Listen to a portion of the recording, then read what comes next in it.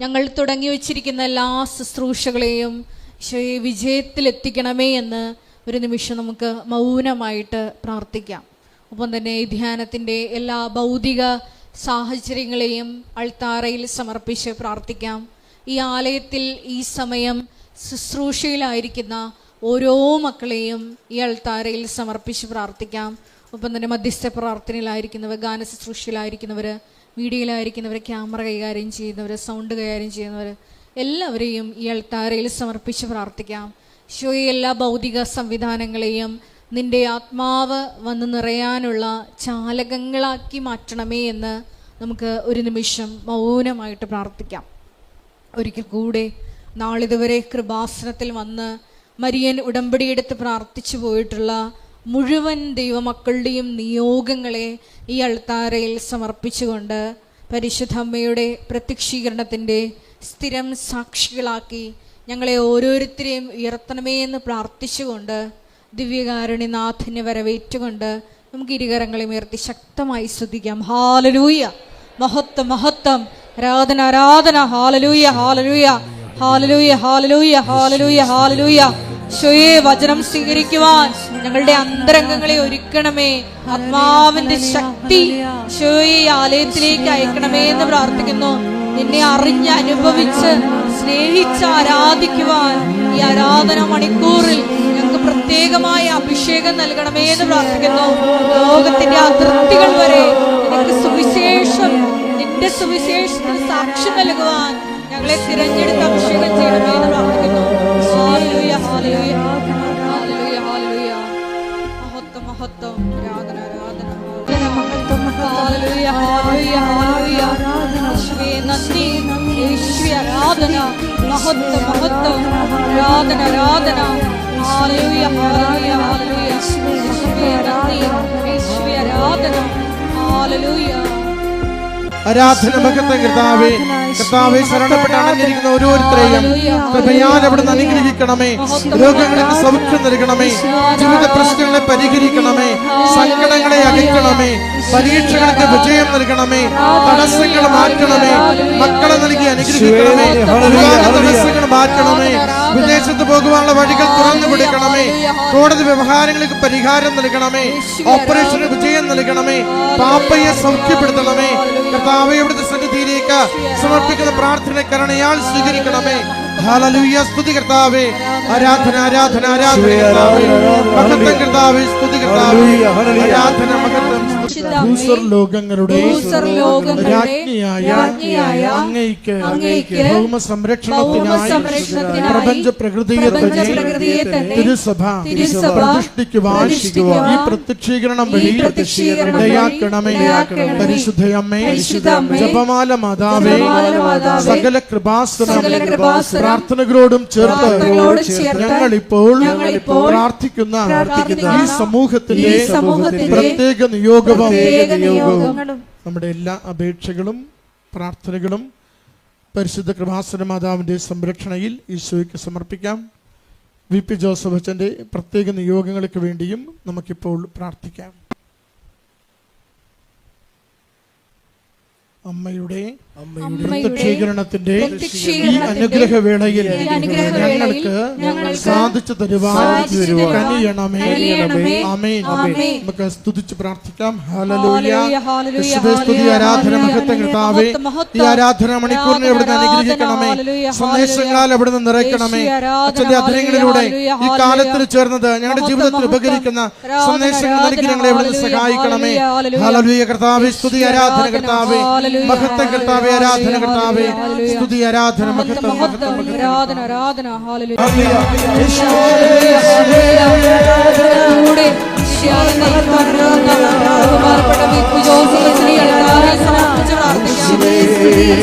ആരോഗ്യത്തെ പ്രത്യേകമായിട്ട് നമുക്ക് പ്രാർത്ഥിക്കാം.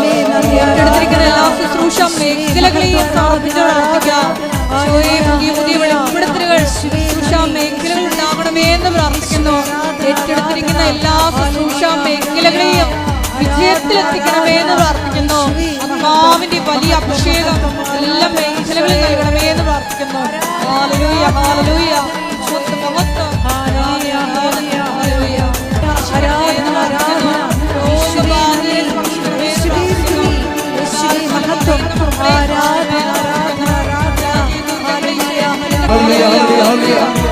ആരാധന.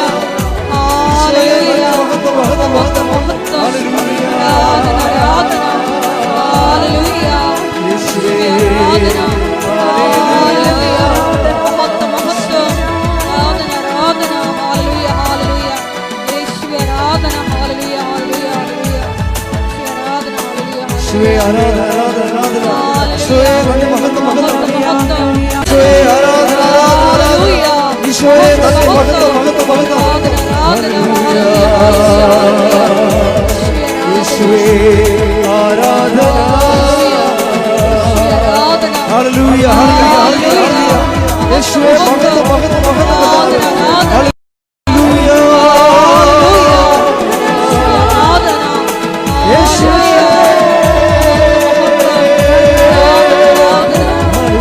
ഹല്ലേലൂയ,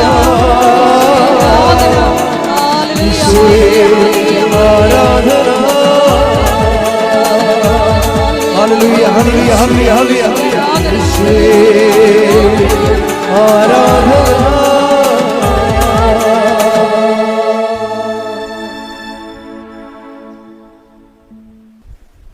പരിശുദ്ധ പരമദിവ്യകാരുണ്യത്തിന് എന്നേരവും ആരാധനയും സ്തുതിയും പുകഴ്ചയും ഉണ്ടായിരിക്കട്ടെ.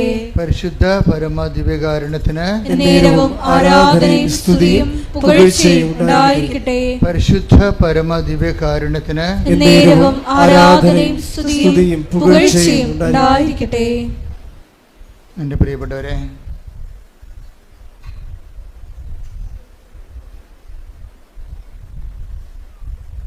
ഇന്ന് നമ്മുടെ ഉടമ്പടി ധ്യാനത്തിനായിട്ട്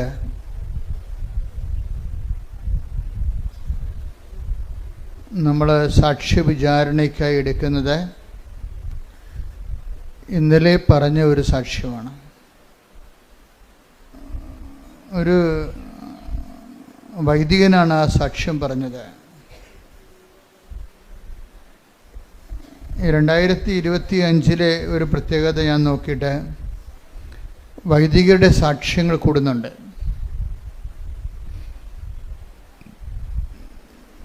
വൈദികരുടെ സാക്ഷ്യം കൂടുമ്പോൾ ഉണ്ടാകുന്ന ഗുണമെന്ന് പറയുന്നത് വൈദികർക്ക് ഉടമ്പടി എന്താണെന്നൊക്കെ അറിയാം. ബൈബിളിനെക്കുറിച്ച് നല്ല വൈജ്ഞാനിക സമ്പത്തുണ്ട്. സഭയെക്കുറിച്ച് അറിയാം.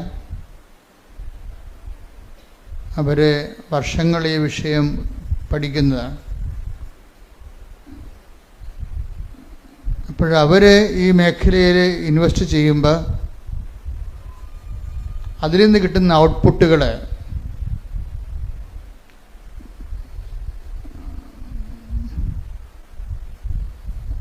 എല്ലാവർക്കും ഒരുപോലെ പ്രയോജനമുള്ളതായിരിക്കും. ഇപ്പം ഇന്നലെ സാക്ഷ്യം പറഞ്ഞതൊരു ഫാദർ മാത്യു ഏലന്താനമാണ്. ഫാദർ മാത്യു ഏലന്താനം. അദ്ദേഹം കർണാടക സ്റ്റേറ്റിലാണ്, മലയാളിയാണ്. അദ്ദേഹത്തെ ഉടമ്പടിയിലേക്ക് നയിച്ച ഒരു വിഷയം ആദ്യം പറയാം. ഒന്നാമത്തെ കാര്യം, അദ്ദേഹത്തിന് കൂടെ 3 അപകടങ്ങളുണ്ടായി. 3 പ്രാവശ്യം കാലൊടിഞ്ഞ്. പിന്നീട് അത് ചികിത്സിച്ചിട്ട് ശരിയായില്ല.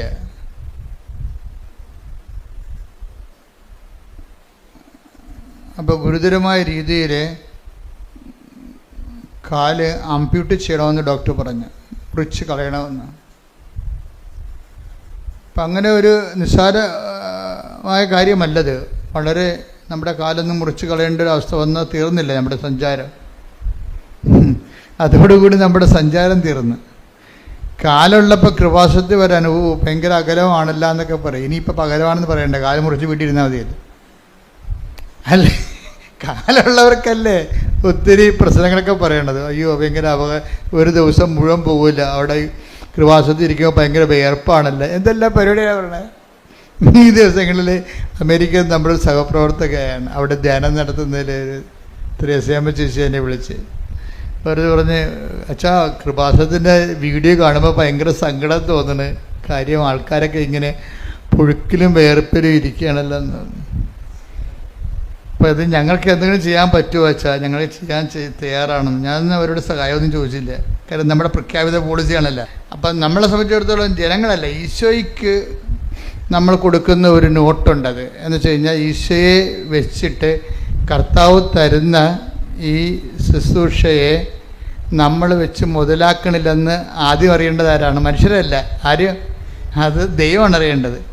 അപ്പോൾ ദൈവത്തിൻ്റെ വിഷയത്തിൽ നമുക്ക് ദൈവത്തിൽ നിന്നൊരു ക്ലീൻ ചിട്ട് വേണം. മനുഷ്യർ ചിലപ്പോൾ ഇന്ന് നല്ലതാണെന്ന് പറയണത് നാളെ മോശമായിട്ട് പറയാം, അതൊന്നും പ്രശ്നമല്ല ശരിക്കും. അപ്പോൾ ഞാൻ ആ വിഷയത്തിൽ പറഞ്ഞു, ചേച്ചി കുറച്ച് പ്രശ്നങ്ങളുണ്ട്, പക്ഷേ എൻ്റെ മനസ്സിൽ ആ സമയത്ത് വന്നതേ ഇതിപ്പോഴല്ല, നേരത്തെ ഇങ്ങനെ തന്നെയായിരുന്നു. വലിയ വലിയ അത്ഭുതങ്ങളെല്ലാം അടയാളം നടന്നിരിക്കുന്നത് മനുഷ്യരിങ്ങനെ വേർപ്പിൽ കുളിച്ച് നിൽക്കുമ്പോഴായിരുന്നു. കുറച്ച് ത്യാഗത്തോടു കൂടി ഈ വിഷയം ചെയ്യാൻ ആഗ്രഹിക്കുന്നവരെ അതിൻ്റെ അകത്ത് ഇന്ന് ഞാൻ വെളുപ്പിന് ഒരു പ്രധാനപ്പെട്ട അച്ഛനുമായിട്ട് സംസാരിച്ചു. അപ്പം അച്ഛൻ എന്നോട് ചോദിച്ചു, അച്ഛൻ എനിക്ക് ഉടമ്പടി എടുക്കണം. അതും ഒരു അച്ഛനാണ്. അപ്പം അച്ഛൻ എനിക്ക് ഉടമ്പടി എടുക്കണം, അച്ഛന് ഉടമ്പടിയെക്കുറിച്ച് എന്താണെന്ന് എന്നോട് പറഞ്ഞു തരുമോ? അപ്പം അത് അദ്ദേഹം അച്ഛനായതുകൊണ്ടും എന്നോടങ്ങനെ ചോദിച്ചത് കൊണ്ടും അദ്ദേഹം ഉടമ്പടി എടുത്താൽ നല്ല സാക്ഷ്യം കിട്ടിയാൽ നമുക്ക് കുറച്ച് ഗുണങ്ങളാണ്. കൂടുതൽ കർത്താവിൻ്റെ ഈ പദ്ധതികളെ, കർത്താവ് ഉടമ്പടി ഒരു പദ്ധതിയാണല്ലോ, അതനുസരിച്ച് സഭയിലാകമാനം അതിനൊരു ഓളം ഉണ്ടാകുകയും ജനങ്ങൾ ഒത്തിരി പേര് അതിലൂടെ കർത്താവിനെ അറിയാനും സാക്ഷിയാകാനൊക്കെ സഹായിക്കും. അപ്പം ഞാൻ അച്ഛനോട് പറഞ്ഞു, അച്ഛാ ഈ ഇതിൻ്റെ അകത്ത് ഇപ്പോൾ അച്ഛൻ്റെ ഒരു ഇനീഷ്യേഷൻ ഉണ്ട് ഉടമ്പടിക്ക്. എപ്പോഴും ഉടമ്പടി എടുക്കണമെന്ന് ഇപ്പം അച്ഛന് തോന്നിയില്ലേ? അച്ഛന് ഉടമ്പടി എടുക്കണം, ഇപ്പം നിങ്ങൾക്കും തോന്നും ഉടമ്പടി എടുക്കണമെന്ന് തോന്നത്തില്ലേ? അപ്പം തോന്നുമ്പോൾ അതിന് ഒരു ഇൻസെൻറ്റീവാണത്. ദൈവത്തിൻ്റെ ഭാഗത്തു നിന്ന് നിങ്ങൾക്ക് തരുന്നൊരു ഇൻസെൻറ്റീവാണ്, ഒരു പ്രോത്സാഹനമാണ്. ഉടമ്പടി എടുക്കണമെന്ന് നിങ്ങൾക്ക് തോന്നുമ്പോൾ അതിന് ഇൻസെൻറ്റീവ് എന്ന് പറയും. ദൈവത്തിൻ്റെ ഭാഗത്തുനിന്ന് ദൈവം ഈ വിഷയത്തിൽ ഇടപെടാൻ ഉദ്ദേശിക്കുന്നു. നിങ്ങളുടെ ജീവിതത്തിൽ ദൈവം പ്രത്യേകമായ വിധത്തിൽ എല്ലാവരുടെ ജീവിതത്തിലും ദൈവം ഇടപെടുന്നുണ്ട്. പക്ഷേ ഉടമ്പടിയിലൂടെ വരുന്നത് എന്താണ്? ഒരു പ്രത്യേകമായ ഇടപെടലാണ്. കർത്താവ് പറഞ്ഞ പോലെ വിശിഷ്യ നിങ്ങൾ എന്താണ് ചെയ്യുന്നതെന്ന് ചോദിച്ചില്ലേ? അതുപോലെ വിശേഷവിധിയായ ഒരു ദൈവവിളിയിലേക്കാണ് ഉടമ്പടി നമ്മളെ കൊണ്ടെത്തിക്കുന്നത്. അതുകൊണ്ട് ഞാൻ അച്ഛനോട് വളരെ സാവകാശത്തിൽ ഫോണിൽ സ്റ്റെപ്പുകൾ പറഞ്ഞിട്ട് ആദ്യം പറഞ്ഞത് അച്ഛന് ഇതൊരു ഇൻസെൻറ്റീവാണ്. ഇനിഷ്യേഷൻ ആൻഡ് ഇൻസെൻറ്റീവ്നെസ് അത് ദൈവം ആദ്യം നമുക്ക് തരും. പക്ഷേ ഇതിൻ്റെ സെക്കൻഡ് പാർട്ട് ഇൻവെസ്റ്റ്മെൻ്റാണ്. എന്താ കാര്യം? നമുക്കൊരു ഇൻസെൻറ്റീവ് പ്രോത്സാഹനം കിട്ടിക്കഴിഞ്ഞാൽ നമുക്കത് ഉടമ്പടി എടുക്കാൻ തീരുമാനിച്ചാൽ പിന്നീട് നമ്മൾ പറയും നിങ്ങളുടെ ഇപ്പം ദൈവത്തിൻ്റെ പങ്ക് വെച്ചു. ഇനി കാര്യം ഇത് ബയലാട്രൽ എഗ്രിമെൻ്റ് അല്ലേ, ദൈവവുമായിട്ടൊരു ഉഭയകക്ഷി ബന്ധമല്ലേ. അപ്പോൾ ദൈവം നമുക്ക് ആദ്യം തരണത് എന്താണ്? ആരെങ്കിലും വഴി പറയും. ഇപ്പം ഈ ആദ്യം പറഞ്ഞ തോമസ് ഏലന്താൻ അച്ഛൻ്റെ സാക്ഷി എന്ന് പറയുന്നത് അച്ഛനോട് അച്ഛൻ്റെ മെൻറ്റർ അച്ഛൻ്റെ അനുജനാണ് പറഞ്ഞത്, അച്ഛനെ ഒന്ന് കൃപാസനം വരെ എൻ്റെ കൂടെ വരുമോ എന്ന് ചോദിച്ചത്. ആരാണ് ചോദിച്ചത്? അച്ഛൻ്റെ സ്വന്തം അനുജനാണ്, കുടുംബജീവിതക്കാരനാണ്. അപ്പോൾ എന്താ വരാം, കാര്യം കാല് മുറിച്ച് കളയുമെന്ന് പറഞ്ഞിരിക്കുകയല്ലേ. തന്നെയല്ല വേറെയും പ്രശ്നമുണ്ട് അച്ഛന്. ഏലന്താനോ അച്ഛൻ ആദ്യം പറഞ്ഞ അച്ഛൻ്റെ പ്രശ്നം എന്താ? അച്ഛൻ്റെ കാല് മുറിച്ച് കളയണതല്ലേ, അച്ഛൻ്റെ ഹീമോഗ്ലോബിൻ കുറഞ്ഞുകൊണ്ടിരിക്കുകയാണ്. ഓരോ ദിവസവും 2 പോയിൻ്റ് വെച്ച് കുറയും. പിന്നെ വെളുത്ത് വെള്ളക്കടലത്ത് പോലെ ഇരിക്കും. കുറച്ച് ഹീമോഗ്ലോബിൻ കുറഞ്ഞ അറിയാമല്ലോ. പിന്നെയൊക്കെ തളർച്ചയായിരിക്കും, കിടപ്പായിരിക്കും. അപ്പോൾ അത് എന്താണെന്ന് കണ്ടുപിടിക്കാൻ പറ്റണില്ല. അതാണ് പ്രശ്നം. ഹീമോഗ്ലോബിൻ കുറയുന്നത് എന്താണെന്ന് കണ്ടുപിടിക്കാൻ പറ്റില്ല. അപ്പോൾ അച്ഛനെ ഒരു ആശുപത്രിയിലേക്ക് കൊണ്ടുപോയി 6 ദിവസം നിരീക്ഷണത്തിലിടും. എന്തുകൊണ്ടാണ് ഹീമോഗ്ലോബിൻ ഇപ്പോൾ 6.7 മറ്റാണ് അച്ഛൻ്റെ കറക്റ്റ്, അതിൻ്റെ 12 മറ്റാണ്. ചിലക്ക് 14 വരെ കോമൺ ആയിട്ട് വരും. ഇപ്പോൾ ഇതിപ്പോൾ 6 ഉള്ളൂ. തളർന്ന് അച്ഛന് വല്ലാത്ത അവശത നിലയിലാണ്. പക്ഷേ ഡോക്ടർമാർക്ക് ഇത് എന്തുകൊണ്ടാണ് ഹീമോഗ്ലോബിൻ ഇങ്ങനെ ഓരോ ഡേ ബൈ ഡേ കുറയണത്? കാര്യം രക്താർബുദങ്ങളൊക്കെ വരുമ്പോഴാണല്ലോ ഇതിങ്ങനെ കുറയണത്. അപ്പോൾ ബോൺമാരോ ഒക്കെ ചെയ്യണമെന്ന് അച്ഛനോട് പറഞ്ഞു. പക്ഷേ രക്താർബുദമായിട്ട് അവർക്ക് ടെസ്റ്റ് ചെയ്തിട്ട് തോന്നിയിട്ടുമില്ല.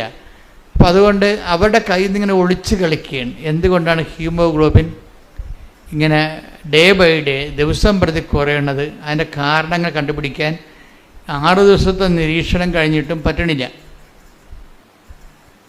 അപ്പോൾ കാലം മുറിച്ച് കളയും, ഹീമോഗ്ലോബിൻ കുറഞ്ഞു കഴിഞ്ഞാൽ പിന്നെ ഈ ചുമ്മാ ഇങ്ങനെ ഈ ചാക്കിൻ്റെ അകത്ത് നെല്ല് വെച്ചിരിക്കണ പോലെ ഇരിക്കും. ഇപ്പം നമ്മൾ ഈ കാറ്റ് പോയി ബലൂൺ പോലെ കിടക്കും ആൾക്കാർ, ഒന്നും ചെയ്യാൻ പറ്റത്തില്ല. അപ്പം ആ സമയത്താണ് അച്ഛനോട് ചോദിക്കണേ, അച്ഛന് ഒന്ന് കൃപാസനം വരെ വരുമോ, ഒരു ഉടമ്പടി എടുക്കുമോ എന്ന് ചോദിക്കണത്. ഈ അച്ഛനെ സംബന്ധിച്ചിടത്തോളം സീറോ മൈനസ്, നമ്മുടെ ടെക്നിക്കൽ ഭാഷ പറഞ്ഞ സീറോ മൈനസായി. അപ്പം ഇനിയിപ്പോൾ ഒരു ഓപ്ഷൻ നോക്കുമ്പോഴേ ഇപ്പം കൃപാസനത്തെക്കുറിച്ചൊക്കെ ഇപ്പം മീഡിയയിലൊക്കെ ആൾക്കാരെ വിവരമില്ലാത്ത അതിൻ്റെ അത് അച്ഛന്മാരുമുണ്ട്, തോന്നിവാസമൊക്കെ വിളിച്ച് പറയുന്നുണ്ട്. അപ്പോൾ എന്താ പ്രശ്നം വെച്ച് കഴിഞ്ഞാൽ ഇവർക്ക് ഇങ്ങനെ പറയണൊക്കെ എനിക്ക് ഭയങ്കര ഇഷ്ടമാണ്. എന്താ കാര്യം വെച്ച് കഴിഞ്ഞാൽ പബ്ലിക് മീഡിയയിൽ ഇങ്ങനെ കൃപാസനത്തെക്കുറിച്ചൊക്കെ പണ്ട് തോന്നിവാസം പറഞ്ഞാണ് കൃപാസനം ഇത്രയും വളർന്നിപ്പോൾ ഇരിക്കാൻ പറ്റാത്ത. കർത്താവാണെങ്കിൽ എല്ലാ ദിവസവും ഡസൻ കണക്കിന് അടയാളം കാണിച്ചുകൊണ്ടിരിക്കുകയാണ്. കാര്യം എന്തെങ്കിലും തോന്നിവാസൻ കൃപാസനത്തെക്കുറിച്ച് ആരെങ്കിലും പറഞ്ഞു കഴിഞ്ഞാൽ കേൾക്കുന്നതിനുടനെ പോയി കൃപാസനം എന്താണെന്ന് നോക്കും, പിന്നെ അവിടെ പെട്ടുപോകും.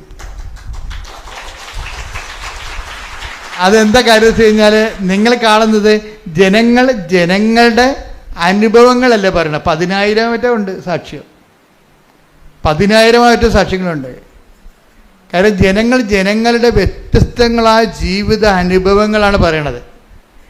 അപ്പോൾ ദൈവത്തെ ആശയപരമായിട്ട് അംഗീകരിച്ചിട്ട് അതിൻ്റെ പേരിൽ ഒരു ദൈവവിശ്വാസിയായ ആൾക്കാരുണ്ട്. പക്ഷേ ഉള്ള പ്രോബ്ലം എന്ന് വെച്ച് കഴിഞ്ഞാൽ അതിൻ്റെ അകത്ത് അവർക്ക് പേഴ്സണൽ ഇൻവെസ്റ്റ്മെൻറ്റ് കുറവാണ്. ആശയപരമായിട്ട് ദൈവം ഉണ്ട്, പൗരോഹിത്യം സ്ഥാപിച്ചതാണ്, എനിക്കും പൗരോഹിത്യം തന്നെ കിട്ടിയിരിക്കണം എന്നൊക്കെ പറഞ്ഞ് ആശയപരമായിട്ടുള്ള അറിവുകളുണ്ടെങ്കിൽ വലിയ വേസ്റ്റ് ജന്മങ്ങളാണ്, വലിയ പ്രചോദനമൊന്നുമില്ല. എന്താ കാരണം എന്ന് വെച്ച് കഴിഞ്ഞാൽ അതുകൊണ്ട് ഞാൻ ഈ അച്ഛനോട് വെളുപ്പിനെ സംസാരിച്ച അച്ഛനോട് പറഞ്ഞ അച്ഛാ, ഇൻസെൻറ്റീവൊക്കെ ദൈവം തരും, പക്ഷേ ഇതിൻ്റെ അകത്ത് ഇൻവെസ്റ്റ്മെൻ്റ് ഉണ്ട്. അച്ഛൻ്റെ ഭാഗത്ത് നിന്ന് ഇപ്പം ദൈവം അച്ഛന് തന്നിരിക്കുന്നത് എന്താണ്? ഇൻസെൻറ്റീവ് തന്നിട്ടുണ്ട്, ഒരു ഇൻസ്പിറേഷൻ തന്നിട്ടുണ്ട്, അച്ഛന് ഒരു പ്രചോദനം തന്നിട്ടുണ്ട്. ഇനി അച്ഛൻ്റെ പങ്ക് വെക്കേണ്ടി വരും. എന്താ കാരണം? അതായത് നമ്മൾക്ക് ഈ ഉടമ്പടിയിലേക്കല്ലേ പോണത്. ഇനി ഉടമ്പടിയിലേക്ക് പോകുന്നതിന് മുമ്പ് എന്തിൻ്റെ എക്സ്പെൻഡിച്ചറുണ്ട്, ചിലവുണ്ട്. ചിലവെന്ന് പറയണത് നമ്മളുടെ ഭാഗത്തു നിന്ന് ചില സമയത്ത് നിങ്ങൾക്ക് ഇപ്പോൾ ഈ അമ്പ്യൂട്ട് ചെയ്ത അച്ഛനില്ലേ, കാല് അമ്പ്യൂട്ട് ചെയ്തില്ല, ചെയ്യാൻ വേണ്ടി കാല് മുറിച്ച് കളയണമെന്ന് പറഞ്ഞ അച്ഛനില്ലേ, അച്ഛനെ സംബന്ധിച്ചിടത്തോളം അച്ഛൻ ആരുടെങ്കിലും സഹായത്തോടെ ഇവിടെ വരണം അല്ലേ, അതാണ് ചിലവ്. അതിൻ്റെ ആരുടെങ്കിലും സഹായത്തോടെ വരണം, ഇവിടെ ഈ ഇല്ലാത്ത കാലും വെച്ച് അച്ഛനാണെന്ന് പറഞ്ഞാൽ ശരി മുകളിലത്തെ നിലയിൽ കയറണം. അച്ഛന് താഴെ കൊണ്ടൊന്നും കൊടുക്കത്തില്ലല്ലോ ഉടമ്പടി, അച്ഛൻ കയറണം അത് വെച്ച്. അപ്പോൾ കയറാൻ ആരെങ്കിലും പറ്റുകയില്ലെന്ന് പറഞ്ഞു കഴിഞ്ഞാൽ നിങ്ങൾ ഉടമ്പടി എടുക്കേണ്ടെന്ന് ഞാൻ പറയത്തുള്ളൂ. കാര്യം എന്താ? ഉടമ്പടിയുടെ പങ്ക്, നമ്മുടെ പങ്കതാണ്. ആർക്കെങ്കിലും ബുദ്ധിമുട്ടാണെന്നൊക്കെ പറഞ്ഞു കഴിഞ്ഞാൽ പറയും, അയ്യോ ചേട്ടാ ഉടമ്പടി ചേട്ടാ ഇത് ചെയ്യാൻ പറ്റുന്നില്ലെങ്കിൽ ഇനി ഉടമ്പടിയുടെ ഒന്നും ചെയ്യാൻ പറ്റത്തില്ല. ഇത് ചെയ്യാൻ പറ്റത്തില്ലെങ്കിൽ ഇനി ചേട്ടന് ഉടമ്പടിയുടെ ഒന്നും ചെയ്യാൻ പറ്റത്തില്ല. അതുകൊണ്ട് നിങ്ങൾക്ക് ഉടമ്പടി പറ്റത്തില്ല, സ്യൂട്ടബിൾ ആകത്തില്ല, വേറെ എന്തെങ്കിലും പ്രാർത്ഥന മാർഗങ്ങൾ ഉപയോഗിക്കാൻ വേണ്ടി നല്ല ഉപദേശം കൊടുത്ത് പറഞ്ഞു വിടുക. കാര്യം ഉടമ്പടി നല്ല ആദ്യമേ തന്നെ പാടാണ്. ഇതാണ് ഇൻവെസ്റ്റ്മെൻ്റ് എന്ന് പറയുന്നതിൻ്റെ കാര്യം. അപ്പോൾ ആരോഗ്യമുള്ളവർക്ക് പ്രശ്നമില്ലെങ്കിൽ ആരോഗ്യമുള്ളവർക്ക് വേറെ ചില ഏടാകൂടങ്ങളൊക്കെ വരും. ഉടമ്പടി ചെയ്യാതിരിക്കാൻ വേണ്ടിയുള്ള ഏടാകൂടം. ഈ അച്ഛൻ തന്നെ വേറെ അച്ഛനോട് സംസാരിക്കുമ്പോൾ ആ അച്ഛൻ വേറെ വല്ലതൊക്കെ പറഞ്ഞു കൊടുക്കുമ്പോൾ തന്നെ ഈ അച്ഛൻ്റെ കാര്യത്തിൽ ഒരു തീരുമാനമാകും ഇല്ലേ? അതാണ് ഞാൻ പറഞ്ഞത്, ഇൻവെസ്റ്റ്മെൻ്റ് ഉണ്ട് ഇതിൻ്റെ അകത്ത്.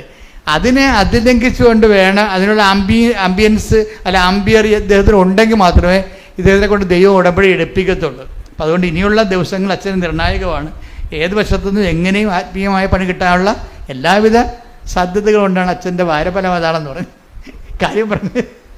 അപ്പം അത് നിങ്ങൾക്കും അറിയണം. അതായത് ആദ്യമേ തന്നെ വരുമ്പോൾ പെട്ടെന്ന് തന്നെ ചില ആൾക്കാർക്ക് ഉടമ്പടി ക്ലിക്കാകത്തില്ലേ, നിങ്ങൾ ഭയങ്കര ഡേഞ്ചറസ് സിറ്റുവേഷനിലാണ്. അതെപ്പോഴും നമ്മൾ ശ്രദ്ധിക്കണം. ഉടമ്പടി എടുക്കണ അന്ന് തന്നെ കാര്യങ്ങൾ നടക്കാനുള്ള ലഹു വന്നാൽ എൻ്റെ അർത്ഥം ദൈവത്തിന് നിങ്ങളെ ഒരു വിശ്വാസവും എൻ്റെ അർത്ഥം. എന്ന് വെച്ചാൽ എന്തെങ്കിലും കാര്യങ്ങൾ ദൈവം ഇടപെട്ടില്ലെങ്കിൽ നിങ്ങൾ നാലുകാലേ വീണ് ഓടിപ്പോകുമെന്നുള്ള കാര്യം ദൈവത്തിന് അറിയാം. അതുകൊണ്ടാണ് ആദ്യമേ കയറി കൊളുത്തണം. ഇത് കൊളുത്തെന്ന് പറയും. ആദ്യമേ അനുഭവം കിട്ടുന്നത് ഞാൻ എന്നോട് പറയാം, അച്ഛാ ഉടമ്പടി എടുത്ത അന്ന് തന്നെ അവർ വിസ തന്നു. ഞാൻ പറഞ്ഞു ഇത് കൊളുത്താണ്, നീ മെരുങ്ങാത്ത ആനയത് കൊണ്ടേ ഒരു തൊട്ടിക്കും പിടിച്ചാൽ കിട്ടാത്ത സാധനമാണ്, അതുകൊണ്ട് അപ്പം തന്നെ നീ സ്കൂട്ടാകും, ദൈവത്തിൻ്റെ തിരുസന്നിധിയിൽ നിന്ന് പോകും. ഇപ്പോഴും നമ്മൾ ഓർക്കേണ്ടതെന്ന് വെച്ച് കഴിഞ്ഞാൽ നല്ല ദൈവജ്ഞാനം ഉള്ളവരാണെങ്കിൽ ദൈവം ഇല്ലാത്തതും ഉള്ളതും ഒരുപോലെയാകും. ഇപ്പോൾ ഉടമ്പടിയിൽ ഏറ്റവും വലിയ സംഭവം പ്രസൻസ് അല്ലേ? പ്രസൻസ് ആണല്ലോ ദൈവത്തിൻ്റെ ഒരു ദാനം. എന്താണ് ഉടമ്പടി എടുക്കുമ്പോൾ ദൈവത്തിൻ്റെ പ്രസൻസ് വരും. ഇപ്പം മാർപ്പാപ്പയുടെ മുറിയിൽ മഴവില്ല് കണ്ടെന്ന് പറയും. എത്രയോ കാലമായി നമ്മൾ ഓരോ മനുഷ്യരും ഇവിടെ മഴവില്ല് കാണുന്നത്. പക്ഷെ അത് വാർത്തയായത് ലോകത്തിന് ഇപ്പോഴാണ്. അത് കഴിഞ്ഞാൽ ഉന്നതമായ ശ്രേണികളിൽ ഇതുപോലെ അടയാളങ്ങൾ കാണിക്കുമ്പോൾ അത് അടയാളമാണോ ക്ലൈമറ്റിനാണോ നമുക്കറിയത്തില്ല. പക്ഷെ എന്നാലും അത് വാർത്തയായി എന്നുള്ള കാര്യം സത്യമാണ്. പക്ഷെ അതല്ല, ഉടമ്പടി എടുക്കുമ്പോൾ ഉടമ്പടിയുമായി ബന്ധപ്പെട്ടാണ് മഴവില്ല് ദൈവം അതിൻ്റെ ഒരു അടയാളമായിട്ടാണ് ബൈബിളിലെ വെളിപാടിൻ്റെ ഭാഗമാകുന്നത്. അതിന് ഉടമ്പടി ചെയ്ത വ്യക്തികൾ, ഇപ്പം മകള് തോറ്റ് തൊപ്പിയിട്ട് അവൾ ഹോസ്റ്റലിൽ നിന്ന് ഇറങ്ങാൻ പോവുകയാണ്. ഇപ്പം അമ്മ കാശ് കൊടുക്കാൻ അവൾക്കില്ല, അവൾക്കിനി പഠിക്കാനും മുന്നോട്ട് പോകാനുള്ള മാർഗ്ഗമില്ല. അവളെ കോളേജിൽ നിന്ന് ടെർമിനേറ്റ് ചെയ്യാൻ പോകുമ്പോഴാണല്ലോ അമ്മ ഉടമ്പടി എടുക്കുമ്പോഴാണ്. ആ ഉടമ്പടി എടുത്തെന്ന് വിളിച്ച് പറയുമ്പോൾ അവളുടെ മുമ്പിൽ മഴവില്ല് വന്ന് നിൽക്കും. അപ്പോഴമ്മ പറഞ്ഞു, അമ്മ അതേ മഴവില്ലേ, ഇനി അമ്മ പരിശുദ്ധ അമ്മ നോക്കിക്കൊള്ളും. അതാണ് എൻ്റെ വിഷയം. സാന്നിധ്യമാണ്, സാന്നിധ്യം, ദൈവസാന്നിധ്യത്തിൻ്റെ ഒരറിവാണ്. അപ്പം ദൈവസാന്നിധ്യം നൽകുമ്പോൾ ഇതുപോലെ തന്നെ നിങ്ങൾ കുറച്ചങ്ങോട്ട് ചെല്ലുമ്പോൾ ദൈവത്തിൻ്റെ അസാന്നിധ്യം ഉണ്ടാവും. ഈ ദൈവത്തിൻ്റെ അസാന്നിധ്യവും സാന്നിധ്യം പോലെ മനസ്സിലാക്കുമ്പോഴാണ് നമ്മൾ ശരിക്കും ഉടമ്പടി പക്വമാകുന്നത്. മനസ്സിലായ? ദൈവത്തിൻ്റെ സാന്നിധ്യം പോലെ തന്നെയാണ് ദൈവത്തിൻ്റെ അസാന്നിധ്യവും. അതിപ്പോൾ അറിയണമെങ്കിൽ ജെറമിയ വായിച്ചു നോക്കിയേ. ജെറമിയ 23:23 ശ്രുതികട ഹല്ലേലൂയ ഹല്ലേലൂയ ഹല്ലേലൂയ ഹല്ലേലൂയ യേശുവേ നന്ദി, യേശുവേ സ്തുതി. ഹല്ലേലൂയ ഹല്ലേലൂയ ഹല്ലേലൂയ ഹല്ലേലൂയ. ജെറമിയ 23:23 കർത്താവ് ചോദിക്കുന്നു, സമീപസ്ഥനായിരിക്കുമ്പോൾ മാത്രമാണോ, സമീപസ്ഥനായിരിക്കുമ്പോൾ മാത്രമാണോ ഞാൻ നിങ്ങൾക്ക് ദൈവം, വിദൂരത്തിലിരിക്കുമ്പോഴും ഞാൻ ദൈവമല്ലേ? ഇത് എന്താ പ്രശ്നം വെച്ച് കഴിഞ്ഞാൽ, സമീപത്തിരിക്കുമ്പോൾ ആ പ്രസൻസ് ഫീൽ ചെയ്യുമ്പോൾ മാത്രമാണ് ചില ആൾക്കാർ വിശ്വാസത്തിൽ നിൽക്കണത്. ചിലപ്പോൾ അടയാളമില്ലാത്തൊരു കാലമുണ്ടാവും. അപ്പം അടയാളമില്ലാത്തൊരു കാലവും അപ്പം വിചാരിക്കും ദൈവം ഇറങ്ങിപ്പോയി, നിൻ്റെ അനുഗ്രഹത്തിൻ്റെ കാലം കഴിഞ്ഞു, എൻ്റെ പ്രാർത്ഥനയ്ക്ക് എന്തോ കുഴപ്പമുണ്ട്, ഞാൻ പ്രാർത്ഥിച്ചിട്ട് ഏക്കണില്ല ഇനി എന്ന് പറയുമ്പോൾ വീണ്ടും നിങ്ങൾ പ്രാർത്ഥന കുറച്ചുകൊണ്ട് വരും, ഉടമ്പടിയിൽ വിശ്വസ്തത കുറച്ചുകൊണ്ട് വരും. കാര്യം പ്രസൻസിൻ്റെ കാലത്ത് നിങ്ങൾ കാണിക്കുന്ന വിശ്വാസത്തിന് ദൈവം അത്രയ്ക്ക് കണക്കിലെടുക്കത്തില്ല. എന്താ കാര്യം വെച്ച് കഴിഞ്ഞാൽ, പ്രസൻസ് നിങ്ങൾക്ക് നേരെ പ്രസൻസ് തന്നിട്ടാണല്ലോ, അനുഗ്രഹം തന്നിട്ടാണല്ലോ നിങ്ങൾ വിശ്വസിക്കണത്. വീട്ടിലെ പ്രസൻസിൻ്റെ കാലത്ത് നിങ്ങൾ കാണിക്കുന്ന എല്ലാ വിഷയങ്ങളും ദൈവം അത്ര കണ്ട് ആധികാരികതയില്ല അതിന്. കാര്യം എന്താണ്? അതിപ്പോൾ അടയാളം കൊടുക്കാമെന്ന് കേട്ട് അനുഗ്രഹം കൊടുക്കുമെന്ന് കണ്ടു കഴിഞ്ഞാൽ ആരെയും ദൈവമായിട്ട് ആചരിക്കുന്നതിന് ആർക്കും ഇവിടെ പ്രശ്നങ്ങളില്ല.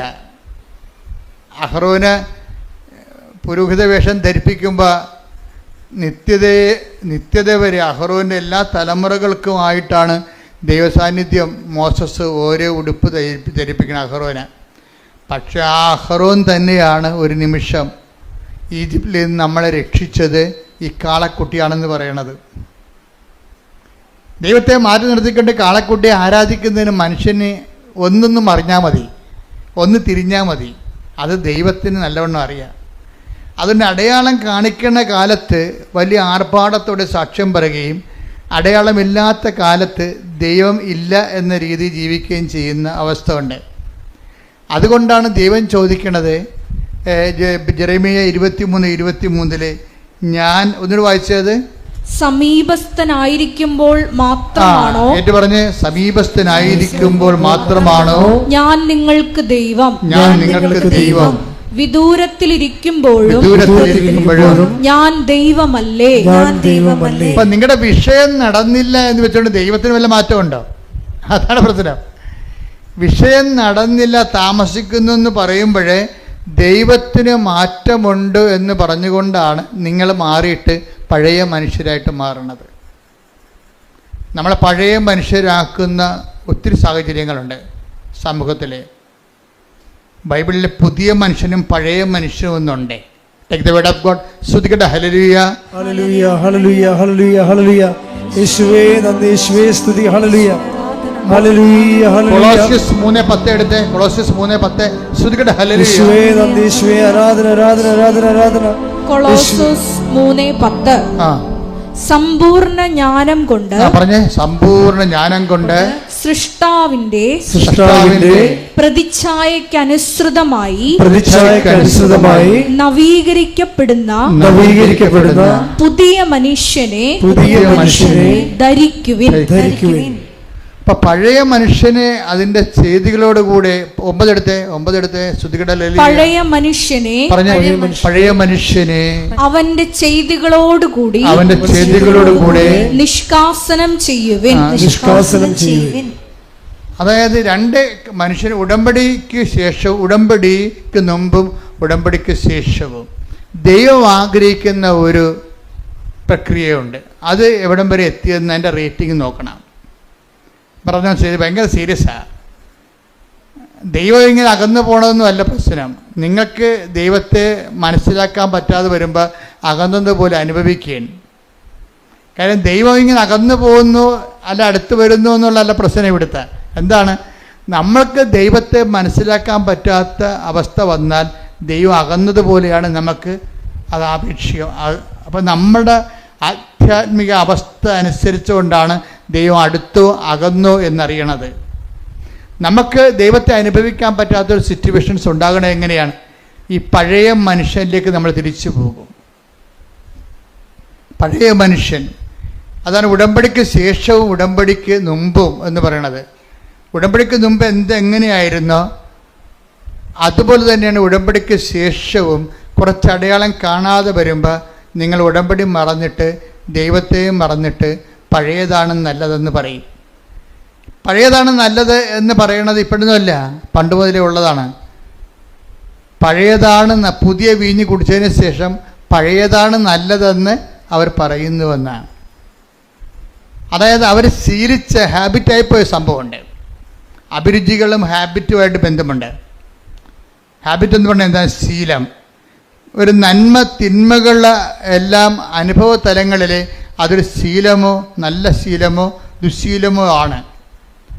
അപ്പം നമ്മൾ ശീലിച്ചത് പാലിച്ചുകൊണ്ടിരിക്കുമ്പോൾ അത് സുവിശേഷ ചൈതന്യത്തിന് വിരുദ്ധമാണെങ്കിൽ അതിന് പഴയ മനുഷ്യനെന്ന് നമ്മൾ പറയും. പഴയ മനുഷ്യനിലേക്ക് തിരിച്ചു പോകണം. ഇപ്പം ചില ആൾക്കാർ പറയല്ലേ, നോൻപ് എങ്ങനെയെങ്കിലും ഒന്ന് കഴിഞ്ഞാൽ മതിയായിരുന്നു. അതാണ് സാധനം. വീട്ടുകാർക്ക് ഭയങ്കര പിടുത്തമായിരിക്കും. മീനിന് പിടുത്തം, മുട്ടക്ക് വരെ ഇവിടുത്തെ ഇറച്ചിക്ക് പിടുത്തം. മനുഷ്യ ഇത് നോൻപാണെന്ന് അറിയാൻ പാടില്ലേ എന്ന് പറയുമ്പോൾ എന്നൊക്കെ പറഞ്ഞിട്ട് പിന്നെയും വിട്ട് വിഴുങ്ങും. അപ്പോൾ തലയിൽ ചൊറിഞ്ഞുകൊണ്ട് പറഞ്ഞത് എന്താണ്? ആ നോൻപെന്ന് കഴിഞ്ഞാൽ മതിയായിരുന്നെന്ന് പറയും. ഇതാ പഴയ മനുഷ്യൻ. ഇതാണ് വിഷയം. ഇത് ഒരു വിഷയം ഭക്ഷണകാര്യത്തിൽ മാത്രമല്ല, ജീവിത ശൈലികളിലും ദൈവത്തെ മാറ്റി നിർത്തുമ്പോൾ ഒരു സുരക്ഷിതത്വം മനുഷ്യൻ അനുഭവിക്കുന്നുണ്ട്. അത് കേവലം മാനുഷികമായ ഒരു സുരക്ഷിതത്വമാണ്. ഉടമ്പടി ചെയ്തിരിക്കുന്നത് നിന്റെ ദൈവിക വ്യക്തിത്വവും ദൈവവും തമ്മിലാണ്. നിന്റെ ലോക വ്യക്തിത്വവും ദൈവവും തമ്മിലല്ല. ഒരു ലോക വ്യക്തിത്വം ഉള്ള വ്യക്തിക്ക് ഉടമ്പടി ചെയ്യാൻ പാടില്ല, പറ്റത്തില്ല. അതുകൊണ്ടാണ് സൃഷ്ടാവിൻ്റെ നിങ്ങൾ ലോകത്തെ അതിൻ്റെ ചെയ്തികളോടുകൂടെ, ലോകത്തെ എന്താ ചെയ്യേണ്ടത്? അതിൻ്റെ ചെയ്തികളോടുകൂടി ദൂരെ എറിയാൻ പറയാം. അതാ കൊളോസ്യസ് 3:9. ലോകത്തെ അതിൻ്റെ ചെയ്തികളോടുകൂടെ നമ്മൾ നോൻപിലേക്ക് പ്രവേശിക്കുകയാണ്. ഇപ്പം പഴയ മനുഷ്യനെ ഉടമ്പടിക്കാലത്ത്, നോൻപ് കാലത്ത് ഉടമ്പടി എന്ന് പറയുമ്പോൾ നമ്മൾ ഏറ്റവും നല്ലൊരു കാലമാണ് നോൻപ് കാലം. ഉടമ്പടി എടുക്കാൻ പറ്റിയൊരു കാലമാണ്. ആരെങ്കിലും ഇനി ഉടമ്പടി എടുക്കാത്തവരുണ്ടെങ്കിൽ നോൻപ് കാലത്ത് അതിനുവേണ്ടി കച്ച കെട്ടി ഒരുങ്ങി ഇപ്പം നമ്മൾ ആ രീതിയിലേക്ക് എളുപ്പമായിട്ട് നമുക്ക് നോൻപിലേക്ക് ഉടമ്പടിയിലേക്ക് പ്രവേശിക്കാൻ പറ്റും. കാര്യം നമ്മുടെ നോൻപ് ജീവിതവും ഉടമ്പടി ജീവിതവും ഒരുമിച്ച് പോകുന്നതാണ് നോൻപ് ജീവിതവും ഉടമ്പടി ജീവിതവും. അപ്പം അത് നമുക്കധികം ഭാരപ്പെടാതെ തന്നെ ആ നോൻപിൻ്റെ അരുവിലേക്കും ഉടമ്പടി അരുവിലേക്കും ഒരുമിച്ച് വരാൻ പറ്റും. പ്രാർത്ഥിക്കുക. കർത്താവായ ദൈവമേ, നോൻപ് കാലത്ത് അതിന്റെ അരുവിയോടുകൂടി ഉടമ്പടി ജീവിതം ജീവിച്ച് ക്രിസ്തുവിനെ എന്റെ സാക്ഷിയായി ജീവിക്കുവാൻ ഞങ്ങളെ സഹായിക്കണമേ. ശ്രദ്ധിക്കട്ടെ.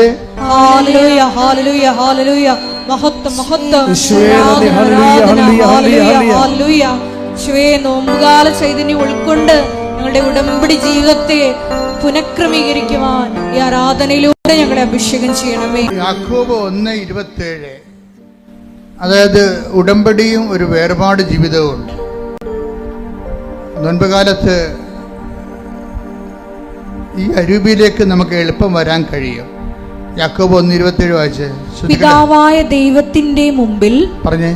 പിതാവായ ദൈവത്തിന്റെ മുൻപിൽ പരിശുദ്ധവും നിഷ്കളങ്കവുമായ ഭക്തി ഇതാണ്. അനാഥരുടെയും വിധവകളുടെയും ഞെരുക്കങ്ങളിൽ അവരുടെ സഹായത്തിനെത്തുക. ലോകത്തിന്റെ കളങ്കമേൽക്കാതെ തന്നെ തന്നെ കാത്തു സൂക്ഷിക്കുക. ഉടമ്പടി കാലത്ത് നമ്മൾ രണ്ട് കാര്യങ്ങളാണ്. എന്താണ്? ഭക്തിയുടെ ജീവിതമുണ്ട്. പക്ഷെ ഭക്തി എന്ന് പറഞ്ഞാൽ എന്താണ്? എപ്പോഴും കൈകൊപ്പിക്കൊണ്ട് ദൈവമേ കൈതൊഴാൻ കേൾക്കുമാറാകണമെന്ന് പറഞ്ഞല്ല ഭക്തി. ഭക്തി എന്ന് പറഞ്ഞാൽ എന്താണ്? ഒന്ന് വായിച്ചേ. സുവിശേഷ വിഹിതമായ ഭക്തിയുണ്ട്. എന്താണത്? പിതാവായ ദൈവത്തിന്റെ മുമ്പിൽ പരിശുദ്ധവും നിഷ്കളങ്കവുമായ ഭക്തി ഇതാണ്. അനാഥരുടെയും വിധവകളുടെയും ഞെരുക്കങ്ങളിൽ അവരുടെ സഹായത്തിനെത്തുക. ലോകത്തിന്റെ കളങ്കമേൽക്കാതെ തന്നെ തന്നെ കാത്തു സൂക്ഷിക്കുക. യാക്കോബിന്റെ ലേഖനമാണ് 1:27. അതായത് നിഷ്കളങ്കമായ ഭക്തി ഇതാണ്. ഭക്തിയെ രണ്ടായിട്ട് തിരിക്കുകയാണ്. എന്താണ് ശരിയാണത്? ഭക്തി രണ്ടായിട്ട് തിരിക്കുകയാണ്. നിഷ്കളങ്കമായ ഭക്തിയുമുണ്ട്, കളങ്കമുള്ള ഭക്തിയുമുണ്ട്.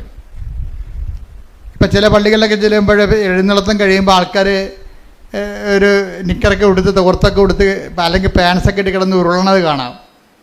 ഉരുണ്ട് മണ്ണും പിടിച്ച് എഴുന്നേറ്റ് വന്ന് പുണ്യാളൻ്റെ മാതാവിൻ്റെ മുമ്പിൽ നിൽക്കും. അപ്പം അവരോട് ഞാൻ ചോദിക്കും, എന്താണ് ഉരുളാൻ കാര്യം? അത് ഭയങ്കര വയറുവേദനയായിരുന്നു. ആ വയറുവേദന ഇല്ലെങ്കിൽ ഇവന് ഉരുളാൻ പറ്റത്തില്ലേ? അപ്പം അതിൻ്റെ അകത്ത് ഒരു നിഷ്കളങ്കമല്ല സംഭവം. ഭക്തിയുണ്ട്, പക്ഷേ ദൈവമല്ല അതിൻ്റെ അകത്ത് മെയിൻ ആള്. ഇവൻ്റെ വയറും വേദനയൊക്കെയാണ്. അതാണ് വിഷയം. കാര്യം മനസ്സിലായി. അവരുടെ ഒരു ഇൻറ്റൻഷൻ ഉണ്ട് അതിൻ്റെ അകത്ത്. ഇൻറ്റൻഷൻ മോശമാണെന്നല്ല, ഭക്തിയുടെ ക്വാളിറ്റി കളയുന്നുണ്ട്. ക്വാളിറ്റി ഇല്ലേ? 1-ാം തരം 2-ാം തരം എന്നൊക്കെ പറയത്തില്ലേ? ഇപ്പം ആലപ്പുഴയാണ് ചെയ്തതിന് പോലെ ആലപ്പുഴ തന്നെ എക്സ്പോർട്ട് ക്വാളിറ്റി ഉണ്ട് അല്ലേ? കയറ് തന്നെ തടുക്കെല്ലാം എക്സ്പോർട്ട് ചെയ്യുന്ന ക്വാളിറ്റി ഉണ്ട്. അതുപോലെ തന്നെ ഭക്തിയും എക്സ്പോർട്ട് ക്വാളിറ്റി ഉണ്ട്. എന്താണ് എക്സ്പോർട്ട് ക്വാളിറ്റി? ദൈവത്തിന് മുൻതൂക്കം കൊടുത്തുകൊണ്ട് ഭക്തിയാണ് ദൈവത്തെങ്കിലേക്ക് പോണത്. അല്ലാത്ത ഭക്തി നമ്മളിലേക്കും കൂടി അതിൻ്റെ അകത്ത് വരുന്നുണ്ട്. നമ്മുടെ IELTS ഇപ്പോൾ പരീക്ഷ നടക്കുന്ന പിള്ളേരുടെ നമ്മൾ അവസാനം പരീക്ഷയ്ക്ക് വേണ്ടി പ്രാർത്ഥിക്കും. SLCക്കാരുടെ പരീക്ഷ തുടങ്ങാൻ പോകുന്നു, ബോർഡ് എക്സാം നടന്നുകൊണ്ടിരിക്കുന്നു. കുഞ്ഞുങ്ങളാണെങ്കിൽ ഇവിടെ ഒരു ദിവസം 200 പിള്ളേരൊക്കെയാണ് വരുന്നത്. അവിടെ എല്ലാവരുടെയും ഹോൾ ടിക്കറ്റ് വെഞ്ചരിക്കും. അവിടെ അമ്മമാർ ഉടമ്പടി എടുത്താൽ മതി. പക്ഷേ നിങ്ങൾ അമ്മമാർ ഉടമ്പടി എടുത്തിട്ടുണ്ടെങ്കിൽ കുഞ്ഞുങ്ങളെ ഇങ്ങോട്ട് പറഞ്ഞു വിടണം. നിങ്ങളുടെ ഉടമ്പടിയിൽ ഞങ്ങൾക്ക് അവർക്ക് ഹോൾ ടിക്കറ്റ് വെഞ്ചരിച്ച് കൊടുക്കും. പരീക്ഷയ്ക്ക് വേണ്ടി പ്രത്യേക കാശുരൂപ അവർക്ക് കൊടുക്കും. നിങ്ങൾ ഉടമ്പടി കാശിനും കൊടുത്തുകൊണ്ട് പിള്ളേരെ പരീക്ഷയ്ക്ക് വിടരുത്. അതെങ്ങാനും പോയാൽ നിങ്ങളുടെ ഉടമ്പടി പോകും. അപ്പം അതുകൊണ്ടാണ് അച്ഛൻ പ്രത്യേക കാശുരൂപം കൊടുക്കുന്നത്. പരീക്ഷയ്ക്ക് വേണ്ടി മാത്രമുള്ള ഒരു പ്രത്യേക ആ പരീക്ഷയുടെ വെഞ്ചരിപ്പുള്ള കാശുരൂപം കൊടുക്കും. അപ്പം അത് പിന്നെ അത് അവർക്ക് 5 പ്രാർത്ഥനയാണ് പിള്ളേർക്ക്. പരീക്ഷ പിള്ളേർക്ക് 5 പ്രാർത്ഥനയുള്ളത്. ഹോൾട്ടിക്കൽ വെഞ്ചരിക്കുന്ന, പിന്നെ കാശുരൂപം കൊടുക്കുന്നു, തൈലം പൂശി പ്രാർത്ഥിക്കുന്നു. അങ്ങനെ 5 കാര്യങ്ങൾ ചെയ്യും. പിന്നെ പരീക്ഷയ്ക്ക് ഒരുങ്ങാനുള്ള ഉപദേശം കൊടുക്കും. പിന്നെ പരീക്ഷയുടെ തനത് അഭിഷേക പ്രാർത്ഥന ചൊല്ലും. അപ്പോൾ അതിന് മാതാപിതാക്കന്മാരുടെ ഉടമ്പടി മതി. ആ വീട്ടിൽ ആരുടെയെങ്കിലും ഒരാളുടെ ഉടമ്പടി മതി. ആ വീട്ടിലായിരിക്കണം. ആ വീട്ടിലുള്ള ആ ഓൺ ഹൗസിൽ താമസിക്കുന്ന ആരുടെയെങ്കിലും ഒരാളുടെ ഉടമ്പടി മതി. പക്ഷേ പിള്ളേരുടെ എവിടെ കിട്ടിക്കഴിയുമ്പോൾ ഞാൻ കുഞ്ഞുങ്ങളോട് ആ ഉടമ്പടി പ്രകാരം എങ്ങനെ ജീവിക്കേണ്ടതെന്ന് ഞാൻ അവർക്ക് പറയാം. അപ്പോൾ നിങ്ങൾക്ക് സപ്പോർട്ടീവാണത്. എന്താ സപ്പോർട്ടീവ് എന്ന് പറയണത്? നിങ്ങൾ എപ്പോൾ വായിട്ടടക്കേണ്ട കാര്യമില്ല. കുഞ്ഞുങ്ങളെ പരീക്ഷ കഴിയുമ്പോൾ നിങ്ങളുടെ ഉടമ്പടി ഏറ്റെടുത്ത് കുഞ്ഞുങ്ങൾ ചെയ്തോളൂ. പിന്നെ അവർ സ്വന്തമായിട്ട് ചെയ്തോളൂ. അപ്പോൾ കിട്ടിയിരിക്കുന്ന അവസരങ്ങൾ കളയരുത്. ഇപ്പോൾ ഈ ദിവസങ്ങളിൽ, പറ്റുന്ന ദിവസങ്ങളിൽ വന്ന് പരീക്ഷ എവിടെയെങ്കിലുമൊക്കെ ഒരു ഇൻ്റർവ്യൂവിൽ പരീക്ഷയ്ക്ക് ഉണ്ടാകത്തില്ലേ, ലീവ് ഒരു ദിവസമൊക്കെ പരീക്ഷ ഇല്ലാത്ത ദിവസമില്ലേ, നിങ്ങൾ ദൈവ കുഞ്ഞുങ്ങളെ കൊണ്ടുവന്ന് പ്രാർത്ഥിപ്പിക്കുക. വ്യാഴാഴ്ച ഒന്നും വരരുത്. വ്യാഴാഴ്ച ഒന്നും ഇവിടെ അച്ഛനുണ്ടാകത്തില്ല. ഞായറും വരരുത്. ബാക്കിയുള്ള ദിവസങ്ങളിൽ ഈ അച്ഛനെ കണ്ടേ പതിയാവൂ എന്ന് ധ്യാനത്തിൽ തന്നെ ഉടമ്പടി ഞാൻ ഇവരച്ഛനുള്ള ധ്യാനത്തിൽ തന്നെ നിൽക്കണത്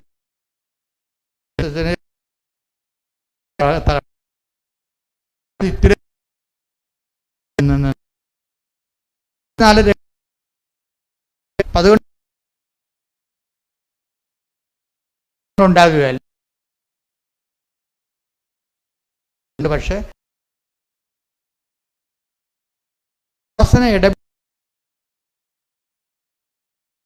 ഗുണമില്ല.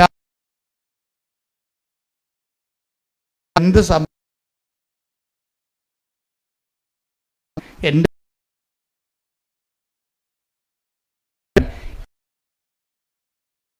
അതാണ് ഞാൻ അച്ഛനോട് ആദ്യമേ പറഞ്ഞത്. ദൈവത്തിൻ്റെ പോർഷൻ അത് നമ്മൾ ഉറപ്പ് വരുത്തണം. ദൈവത്തിൻ്റെ പോർഷൻ ദൈവത്തിന് കൊടുക്കാനുള്ളത്. അതുകൊണ്ടാണ് നിങ്ങളോട് ഞാൻ സാക്ഷ്യം പറയണം. സാക്ഷ്യം പറയാതെന്നില്ലെങ്കിൽ പിന്നെ നിങ്ങൾ ഇനി കൃപാസനത്തിൽ വരണ്ട എന്നൊക്കെ പറഞ്ഞത് എന്താണ്? സാക്ഷ്യം ദൈവത്തിൻ്റെ പോർഷനാണ്, നമ്മുടെ അല്ല, നമ്മുടെ നിയോഗമാണ്. അത് ദൈവം സാധിച്ചു തന്നു കഴിഞ്ഞാൽ ഉടനെ പരിപാടി. പിന്നെ അടുത്ത നടപടി എന്താണ്? ദൈവത്തിൻ്റെ പങ്ക് കൊടുക്കണം. ദൈവത്തിന് കൊടുക്കാനുള്ള മഹത്വം കൊടുക്കുമ്പോൾ എന്ത് സംഭവിക്കണം? നിങ്ങളിലൂടെ ആയിരക്കണക്കിന് മനുഷ്യൻ, ഇപ്പോൾ ആ അച്ഛൻ്റെ സാക്ഷ്യമില്ലേ, അത് അപ്പ് ചെയ്ത് കഴിഞ്ഞാൽ എങ്ങനെയാലും 1,00,000 പേര് ആ സാക്ഷ്യം കാണും.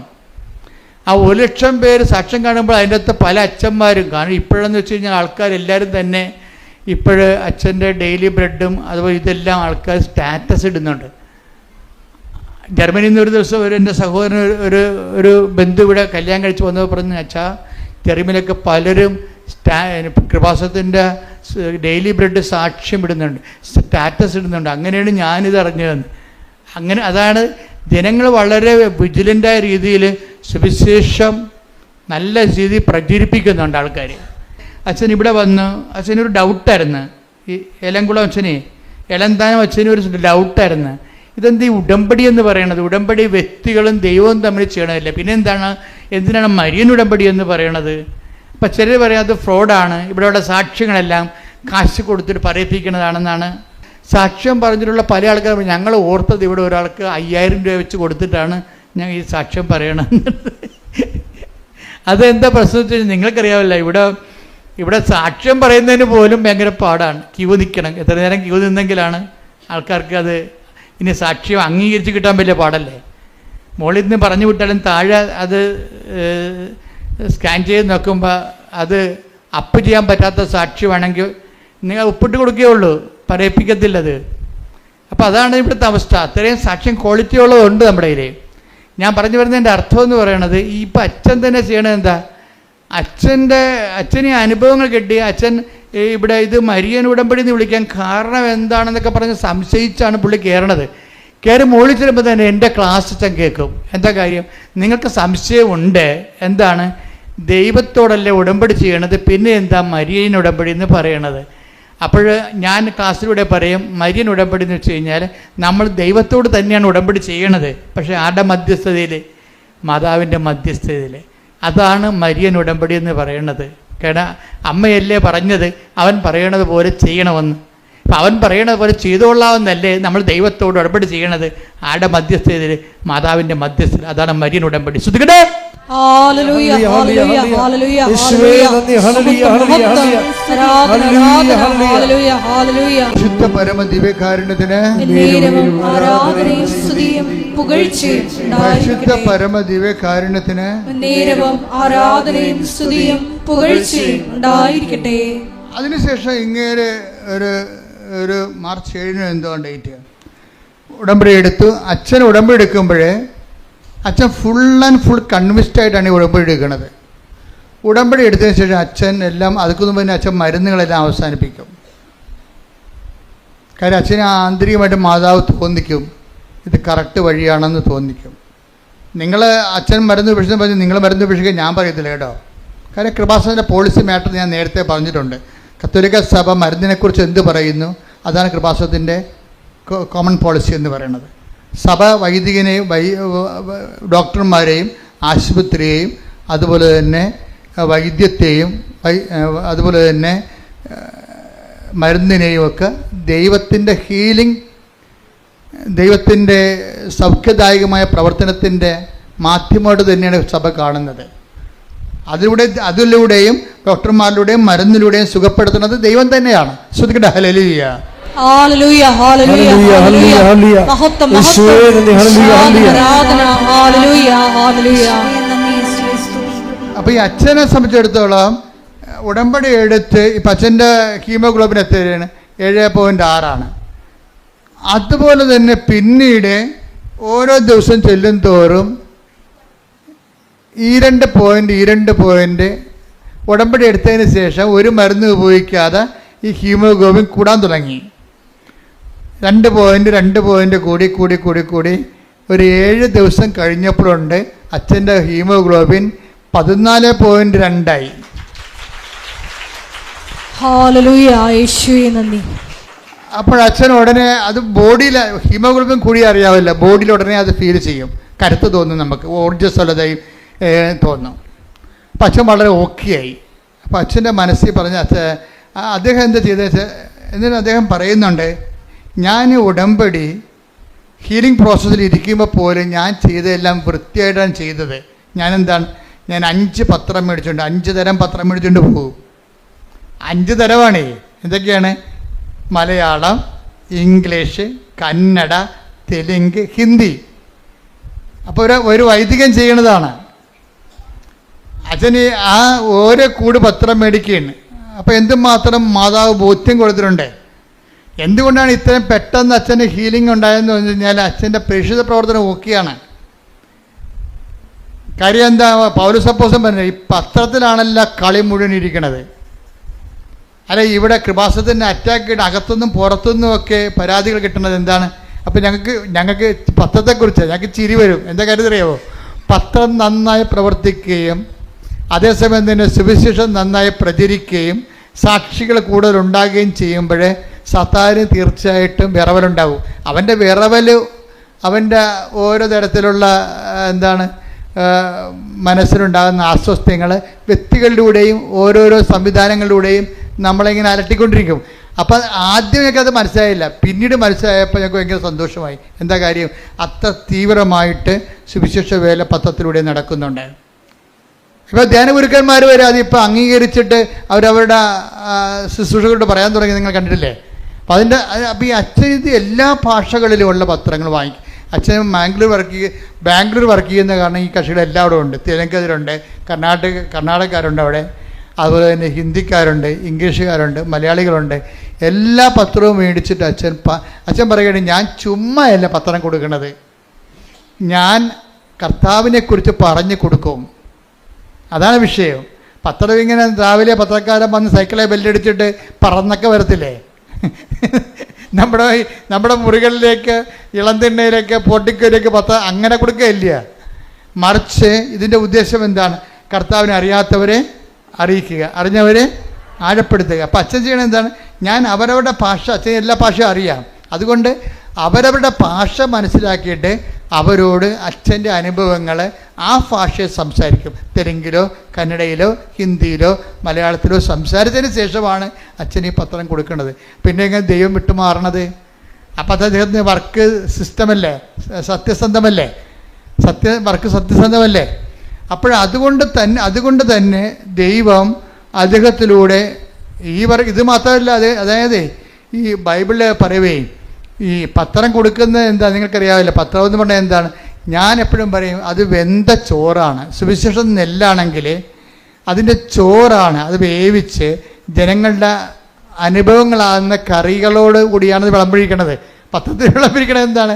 അത് ചോറും കറിയുമാണ് വചനം. അതാ ജനങ്ങളുടെ അനുഭവങ്ങൾ ആ വചനം ഓരോ വ്യക്തികളും വിശ്വാസം, പ്രത്യാശ, ദൈവസ്നേഹം എന്നിവ കൊണ്ട് പാചകം ചെയ്യുമ്പോൾ ആ നെല്ല് ചോറായിട്ട് വെന്തിട്ട് അതിൻ്റെ കൂടെ അവിടെ അനുഭവങ്ങളാകുന്ന കറികളോട് കൂടി ഒരു വിഭവമായിട്ടാണ് നമ്മളത് ജനങ്ങളിലേക്ക് എത്തിക്കണത്. പത്രം ഒരു സുവിശേഷ വിഭവം. കൈയടിക്കട്ടെ, ശ്രുതിക്കട്ടെ.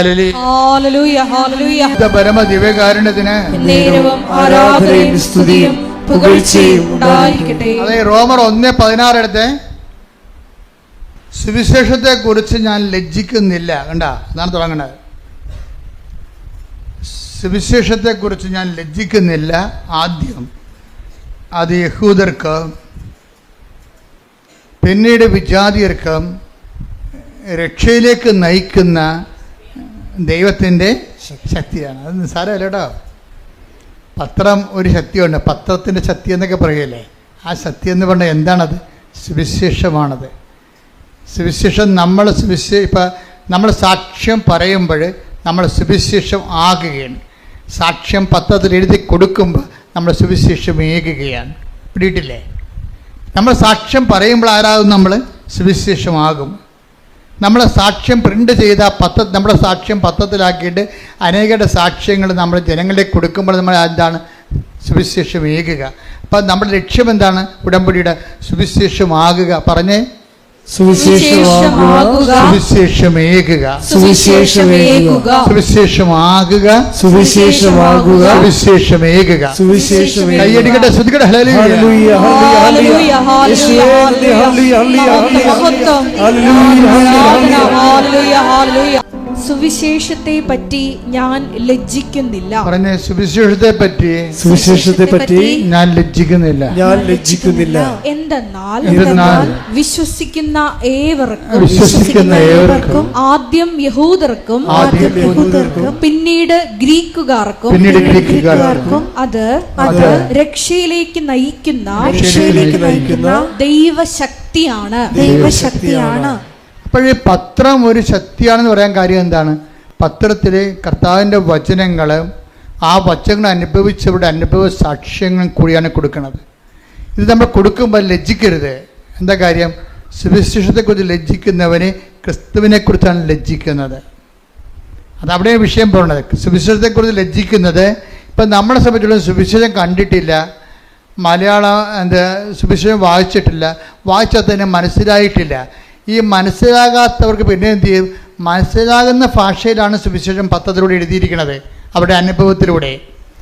എല്ലാവരും സുവിശേഷം പത്രം വായിച്ച് അനുഭവങ്ങൾ കണ്ടറിഞ്ഞിട്ടാണ് പിന്നെ സുവിശേഷം കേൾക്കാൻ വേണ്ടി വരണതും അത് വിശ്വസിക്കാൻ വേണ്ടി വരണതും അന്തരീക്ഷം ജീവിക്കാൻ വേണ്ടി തയ്യാറാകണതും. കൈയടിച്ച് കർത്താവേ,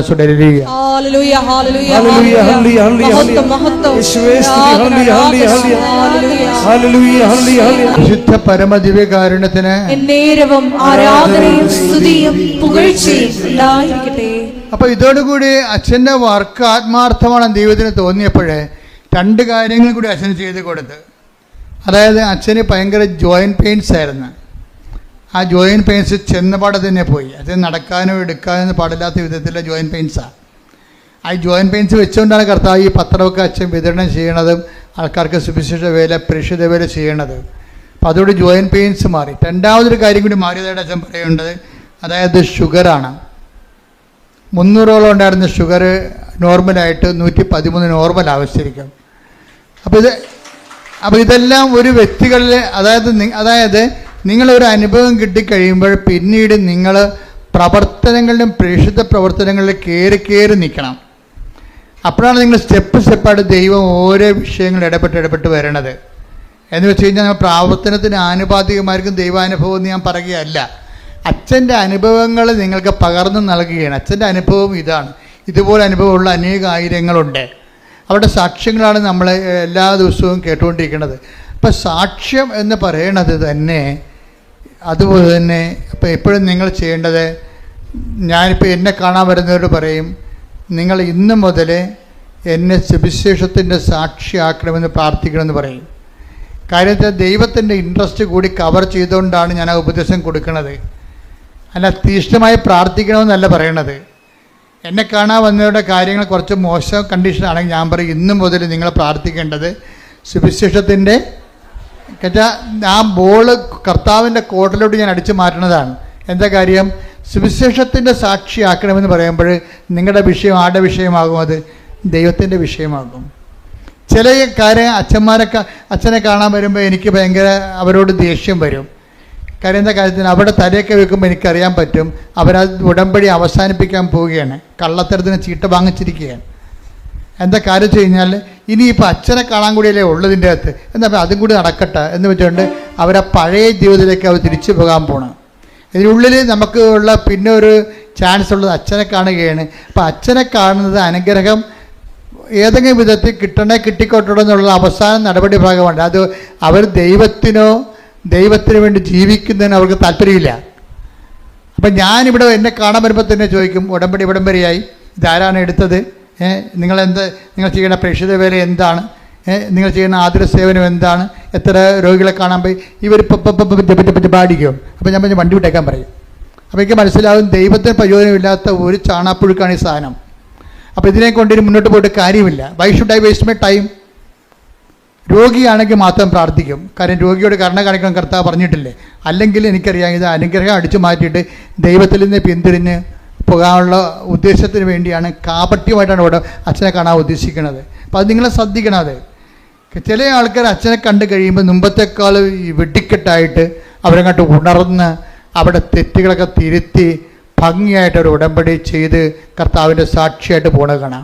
അതുപോലെ തന്നെ ഇന്നലെ കഴിഞ്ഞ ദിവസങ്ങളിലൊക്കെ ഞാൻ നിങ്ങളെക്കുറിച്ച് ഈ ഞായറാഴ്ച കൂട്ടായ്മ ധ്യാനം റെക്കോർഡ് ചെയ്യുന്ന ആരാധനയിൽ വെച്ച് നിങ്ങളെക്കുറിച്ച് ഓർക്കുമ്പോഴൊക്കെ എൻ്റെ മനസ്സിൽ കർത്താവ് തരണ ഒരു വചനം എന്താണെന്ന് അറിയാമോ? ഒരു മനുഷ്യൻ പണ്ട് രഥത്തിൻ്റെ പുറകെ ഓടി നടന്ന്, സുവിശേഷത്തിൽ ഏറ്റവും മനോഹരമായ ഒരു രംഗമാണത്.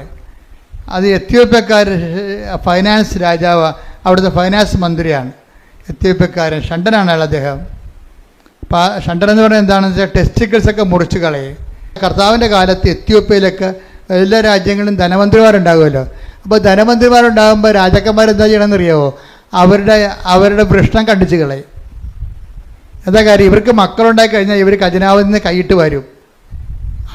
അതാണ് എത്യോപ്യക്കാരൻ ഷണ്ടൻ എന്ന് പറയണത്. ഫൈനാൻസ് മിനിസ്റ്ററാണ് അവിടുത്തെ. പക്ഷേ ബൈബിൾ പറയുന്നുണ്ട് അയാൾ ഷണ്ടനാണ്. കാരണം ഫൈനാൻസ് മിനിസ്റ്റർ ആയതുകൊണ്ട് സ്വാഭാവികമായിട്ട് കോടിക്കണക്കിന് രൂപ വരുമ്പോൾ അയാളുടെ കുടുംബത്തിലേക്ക് കൊടുക്കാതിരിക്കാൻ വേണ്ടി, അയാളുടെ കുടുംബം ഉണ്ടാകാതിരിക്കാൻ വേണ്ടി അയാളുടെ വൃഷണങ്ങൾ മുറിച്ച് കളയും. അതങ്ങനെ ഷണ്ടൻ. അതാണ് ഈശോ പറയണത്, മനുഷ്യരാൽ ഷണ്ടന്മാരാക്കപ്പെടുന്നവരുണ്ട് അല്ലേ? ഈശോ പറയത്തില്ലേ, സ്വരാജ്യത്തെ പോലെ തങ്ങളെ തന്നെ ഷണ്ടന്മാരാക്കുന്നവരുണ്ട്. അപ്പോൾ ഈ മനുഷ്യരാൽ ഷണ്ടന്മാരാക്കുന്നവരാണ് ഈ ടൈപ്പ്. ഈ മനുഷ്യൻ ജെറുസലേമിൽ നിന്ന് ദൈവാരാധനയ്ക്ക് പോയിട്ട് തിരിച്ചു വരികയാണ്. ആ രംഗത്തെ നടപടി പുസ്തകം 8:29 എടുത്ത് ശ്രുതികടെ ഹല്ലേലൂയ. പ്രവർത്തനങ്ങൾ 8:29. ആത്മാവ് പീലിപ്പോസിനോട് പറഞ്ഞു. ആത്മാവ് പീലിപ്പോസിനോട് പറഞ്ഞു, ആ രഥത്തെ സമീപിച്ച്. ഈ ഫൈനാൻസ് മിനിസ്റ്ററിലെ ധനകാര്യ മന്ത്രിയുടെ രഥത്തിൽ പോകുകയാണ് അയാള്. അപ്പൊ ആത്മാവ് പീലിപ്പോസിനോട് പറഞ്ഞു, എന്താ പറയണത്? ആ രഥത്തെ സമീപിച്ച് അതിനോട് ചേർന്ന് നടക്കുക. അപ്പൊ എന്താ കാര്യം എന്നറിയാവോ? ഈ പീലിപ്പോസ് ഇങ്ങനെ ചേർന്ന് നടക്കുമ്പോൾ ഈ മനുഷ്യൻ വചനം വായിച്ചുകൊണ്ടിരിക്കുകയാണ്. അപ്പൊ പീലിപ്പോസ് അയാളോട് ചോദിക്കും, ഈ രഥത്തിൻ്റെ ഒപ്പം നടക്കുകയാണ്, അണച്ചണച്ച് ഓടുകയാണ്. എന്തോ ഒരു ചൈതന്യമാണെന്ന് നോക്കിയേ. ആ രഥത്തെ കുതിര വലിച്ചുകൊണ്ട് പോകുമ്പോൾ കുതിരയുടെ സ്പീഡിന് ഈ അപ്പോസ്തലൻ പുറകെ ഇങ്ങനെ ഓടി അണക്കുകയാണ്. അണക്കുന്നതിൻ്റെ ഇടയ്ക്ക് കിതച്ചുകൊണ്ട് ചോദിക്കും, വായിക്കുന്നത് മനസ്സിലാകുന്നുണ്ടോ എന്നാണ്. അങ്ങനെ ഈ സുവിശേഷ വേലക്കൊരു അണപ്പും കിതപ്പും ഉണ്ട്. കർത്താവിന് വേണ്ടി കിതക്കണം. അതാണ് പ്രേക്ഷിതൻ. പ്രാർത്ഥിക്കുക, കർത്താവേ, കർത്താവേ, ഫിലിപ്പോസിനെ പോലെ കർത്താവിന് വേണ്ടി സുവിശേഷ കൈമാറ്റത്തിന് വേണ്ടി ഏത് കൊലകൊമ്പനായാലും ഒരു ആത്മവിശ്വാസത്തോടെ അവന്റെ കൂടെ നടന്ന് അവന്റെ സ്പീഡിനകത്ത് നീങ്ങിയില്ലെങ്കിലും അണച്ചായാലും കിതച്ചായാലും വായിക്കുന്നത് മനസ്സിലാകുന്നുണ്ടോ എന്ന് ചോദിച്ചുകൊണ്ട് കർത്താവിന് കൈമാറാൻ എന്നെ അഭിഷേകം ചെയ്യണമേ, എന്നെ അഭിഷേകം ചെയ്യണമേ.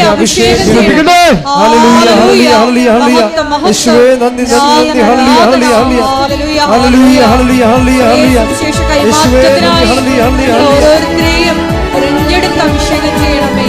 ഹല്ലേലൂയ, ഹല്ലേലൂയ, മഹത്വം, മഹത്വം. ഏലംകുളം അച്ഛൻ്റെ സാക്ഷ്യത്തിലൂടെയാണ് നമ്മൾ പോകുന്നത്. അച്ഛൻ്റെ സാക്ഷ്യത്തിൻ്റെ ഒരു ഭാഗം എന്ന് പറയുന്നത് അച്ഛൻ്റെ ഇൻറ്റൻഷൻസാണ്. ഇൻറ്റൻഷൻസ് അച്ഛൻ പറഞ്ഞത് അതാണ് ഈ അച്ഛന്മാരുടെ ഒരു ഗുണം. ഈ അറിയാവുന്ന സംബന്ധിച്ചിടത്തോളം അവരെ പ്ലേസ് ചെയ്യുമ്പോൾ കറക്റ്റ് ഷാർപ്പ് പ്ലേസിങ് ആയിരിക്കും. അച്ഛൻ്റെ ഒന്നാമത്തെ ഇൻറ്റൻഷൻ എന്താണെന്ന് അറിയാവോ? അച്ഛൻ്റെ ഒന്നാമത്തെ ഇൻറ്റൻഷൻ നമ്മൾ നിയോഗങ്ങൾ എഴുതത്തില്ലേ, അച്ഛൻ എഴുതിയിരിക്കുന്ന ഒന്നാമത്തെ എന്തുകൊണ്ടാണ് ഇത്രയും വലിയ മാറ്റങ്ങൾ അച്ഛനിലൂടെ സംഭവിച്ചത് എന്താണ്? ഒന്നാമത്തെ ഇൻറ്റൻഷൻ എന്താണെന്നറിയാവോ? എന്നെ പരിശുദ്ധാത്മാവനാൽ നിറക്കണമേ എന്നാണ്. Praise the Lord, hallelujah, hallelujah. അച്ഛൻ ഇതെല്ലാം കേട്ട് മനസ്സിലാക്കിയപ്പോൾ അതിൻ്റെ കുറിഞ്ഞ് എന്താണെന്ന് വെച്ചാൽ മനസ്സിലായി. അപ്പം അച്ഛനെ ഒന്നാമത്തെ നിയോഗമായിട്ട് എഴുതിയിട്ടിരിക്കണത് എന്താണ്? എന്നെ പരിശുദ്ധാത്മാവ് നിറക്കണമേ. അതെന്താണ്? ദൈവനിയോഗമാണ്, ദൈവത്തിൻ്റെ നിയോഗമാണ്.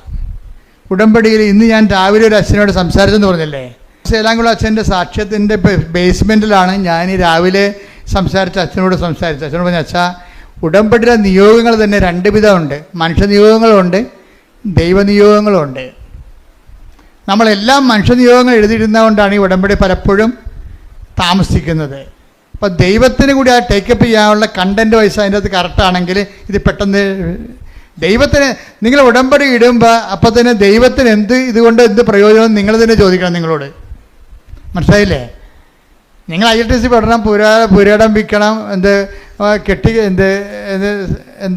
കല്യാണം കഴിക്കണം എന്നൊക്കെ പറയുമ്പോഴേ അപ്പോൾ ദൈവത്തിന് ചോദ്യം ചോദിക്കാനുള്ള പൊസിഷൻ ഉണ്ടല്ലോ, ഇതുകൊണ്ട് എന്താണ് സ്വർഗത്തിന് പ്രയോജനമെന്ന്. അപ്പോൾ സീറോ ബെനിഫിറ്റ്സ് ആണെങ്കിൽ പിന്നെ why should God take up your matter? അതാ പ്രശ്നം. അതിനെ ചെക്ക് വെച്ചുകൊണ്ടാണ് അച്ഛൻ എഴുതിയിരിക്കുന്നത്. രണ്ടാമത് അച്ഛൻ നിയോഗം എന്താണെന്നറിയാമോ? വിശ്വാസത്തോടെയും. അപ്പം അച്ഛനല്ലേ എന്നിട്ട് എഴുതിയിരിക്കുന്നത് എന്താണ്? നല്ല വിശ്വാസത്തോടെയും വിശ്വസ്തയോടെയും ജീവിക്കാൻ അനുഗ്രഹിക്കണമെന്ന്. Praise the Lord. അതാണ് അതായത് വിശ്വസ്തത എന്ന് പറയുന്നത്.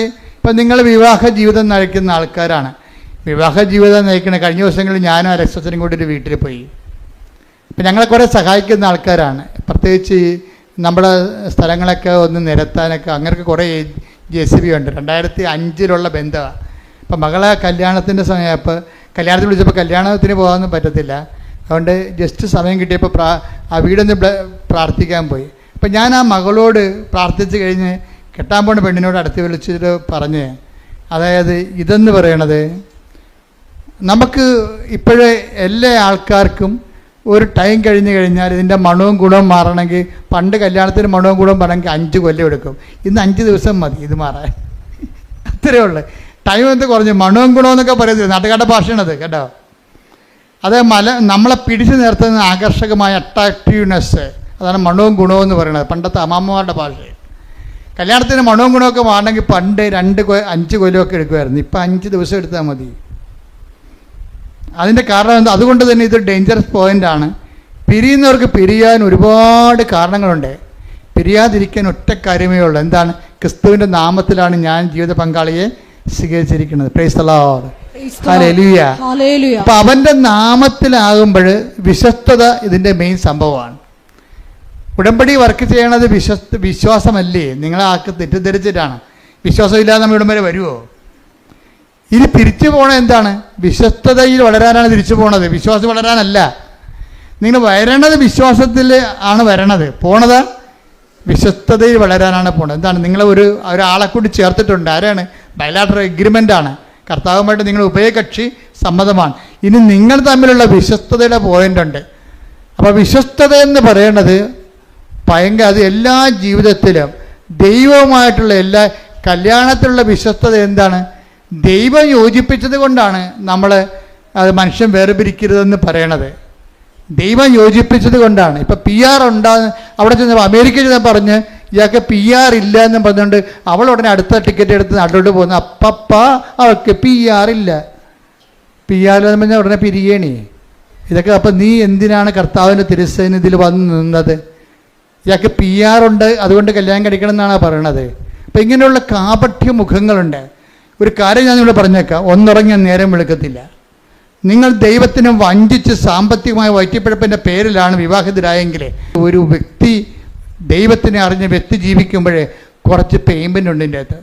നിങ്ങൾ ഓർക്കരുത്, ഇത് ഈ കുരിശുരൂപം എന്തിനാണ്? ഞാൻ എല്ലാവരും കുരിശുരൂപം വേണ്ട, കുരിശ് മതി എന്നൊക്കെ പറഞ്ഞുകൊണ്ട് കുരിശ് മതി കുരിശുരൂപം വേണ്ടെന്നൊക്കെ പറയുമ്പോഴും ഞാൻ എന്താണ് വലിയ കർത്താവിന് ഇങ്ങനെ കുരിശ് തറച്ച് അൾത്താറയിൽ ഇങ്ങനെ അടുപ്പിച്ച് വെച്ചിരിക്കുന്നത് എന്തിനാണ്? പേയ്മെൻ്റാണിത്.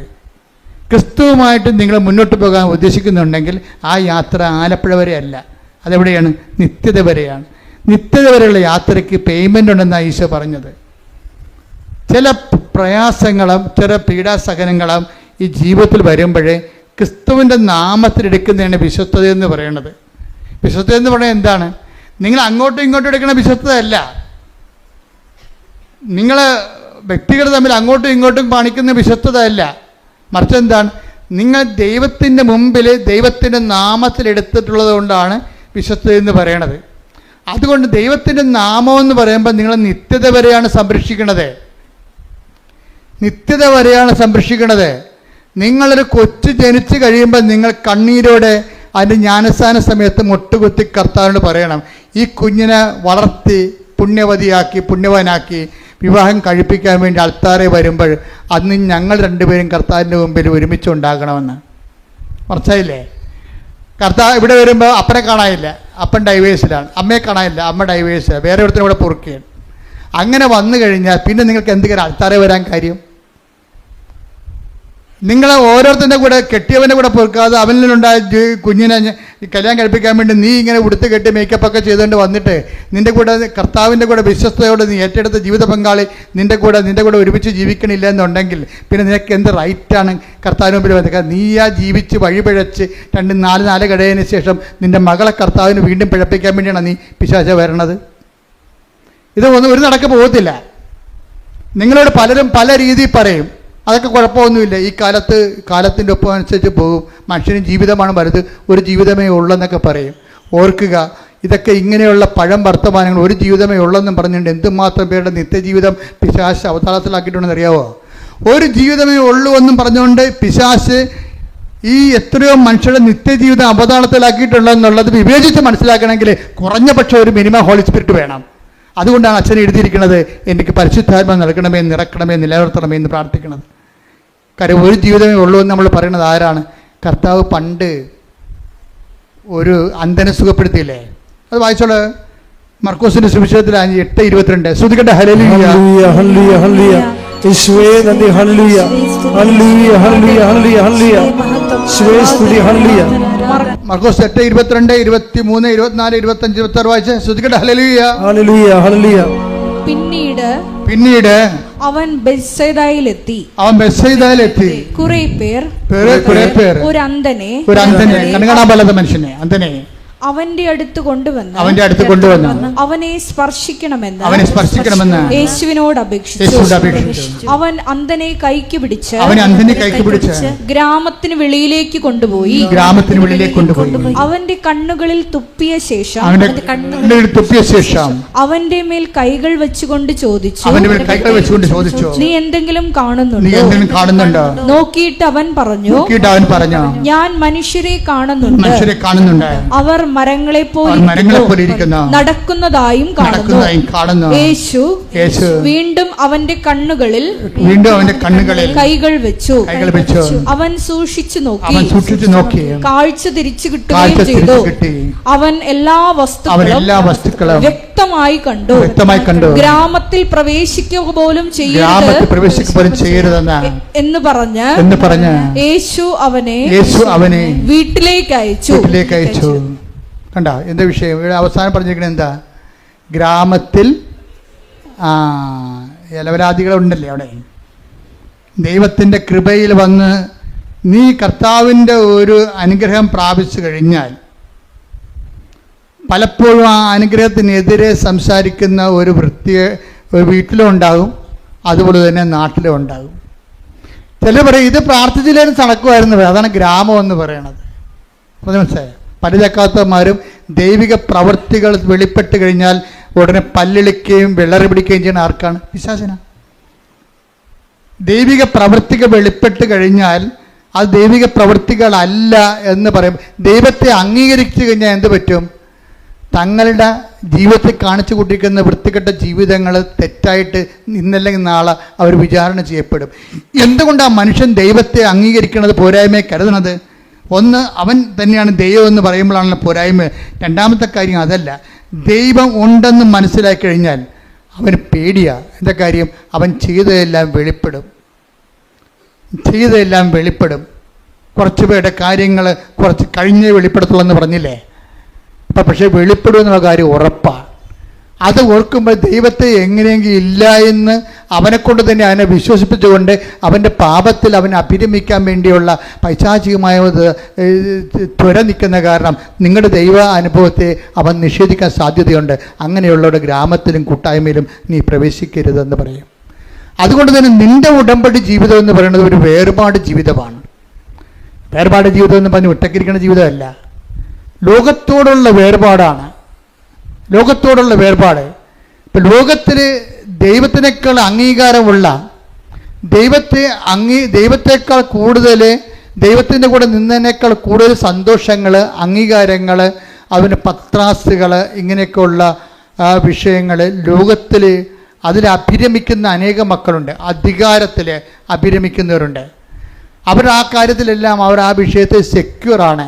അപ്പോൾ ദൈവത്തെ സ്വീകരിച്ചു കഴിഞ്ഞാൽ അവർക്ക് ഉടനെ ഒരു ഫ്രസ്ട്രേഷൻ വരും. അതുകൊണ്ട് തന്നെ ദൈവത്തെ ഇവർ തള്ളി മാറ്റുകയും ദൈവികമായ കാര്യങ്ങൾ കേൾക്കുമ്പോൾ തലതിരിക്കുകയും റേഡിയോ മൊബൈൽ ഓഫ് ചെയ്യുകയും അങ്ങനെ നിങ്ങളെ നിഷേധിക്കുകയും അങ്ങനെ പല ഗ്രാമങ്ങളിൽ അങ്ങനെ പല അതാണ് 26 8:26 മർക്കോസ് 8:26 ഗ്രാമത്തിൽ പ്രവേശിക്കുക പോലും ചെയ്യരുത് എന്ന് പറഞ്ഞ് ഗ്രാമത്തിൽ പ്രവേശിക്കുക പോലും ചെയ്യരുത് എന്ന് പറഞ്ഞ് യേശു അവനെ വീട്ടിലേക്ക് അയച്ചു. എന്ന് വെച്ച് കഴിഞ്ഞാലേ, നിങ്ങൾ ഉടമ്പടി എടുത്തതിന് ശേഷം ഒരു വേർപാട് ജീവിതമുണ്ട് ഇതിൻ്റെ അകത്ത്. അതുകൊണ്ടാണ് ഉടമ്പടിയിൽ നമ്മൾ ആൾക്കാർ വീണ് പോണത്. ഈ വേർപാട് ജീവിതം ആൾക്കാർക്ക് പല ആൾക്കാർക്കും അറിയത്തില്ല അതിനെക്കുറിച്ച്. അതറിയണമെന്നുണ്ടെങ്കിൽ ബൈബിളിൻ്റെ മുഴുവൻ വചനങ്ങളിലെല്ലാം ഈ വേർപാട് ജീവിതത്തെക്കുറിച്ച് പറയുന്നുണ്ട്. അതായത് ദൈവത്തെ നിരക്കാത്ത ജീവിത രീതികളും മനോഭാവങ്ങളും നിലപാടുകളും നയങ്ങളും ഒക്കെ സൂക്ഷിക്കുന്ന ആൾക്കാരിൽ നിന്ന് ഒരു കീപ്പ് എ റെസ്പെക്റ്റബിൾ ഡിസ്റ്റൻസ്. അത് ആദിമസഭയുടെ നിലപാടാണത്. മർക്കോസ് യാക്കോബിൻ്റെ 4:4 എടുത്ത് ശ്രുതിക്കട്ടെ. ഹല്ലേലൂയ. യേശുവേ നന്ദി. ഹല്ലേലൂയ ഹല്ലേലൂയ ഹല്ലേലൂയ ഹല്ലേലൂയ ഹല്ലേലൂയ ഹല്ലേലൂയ.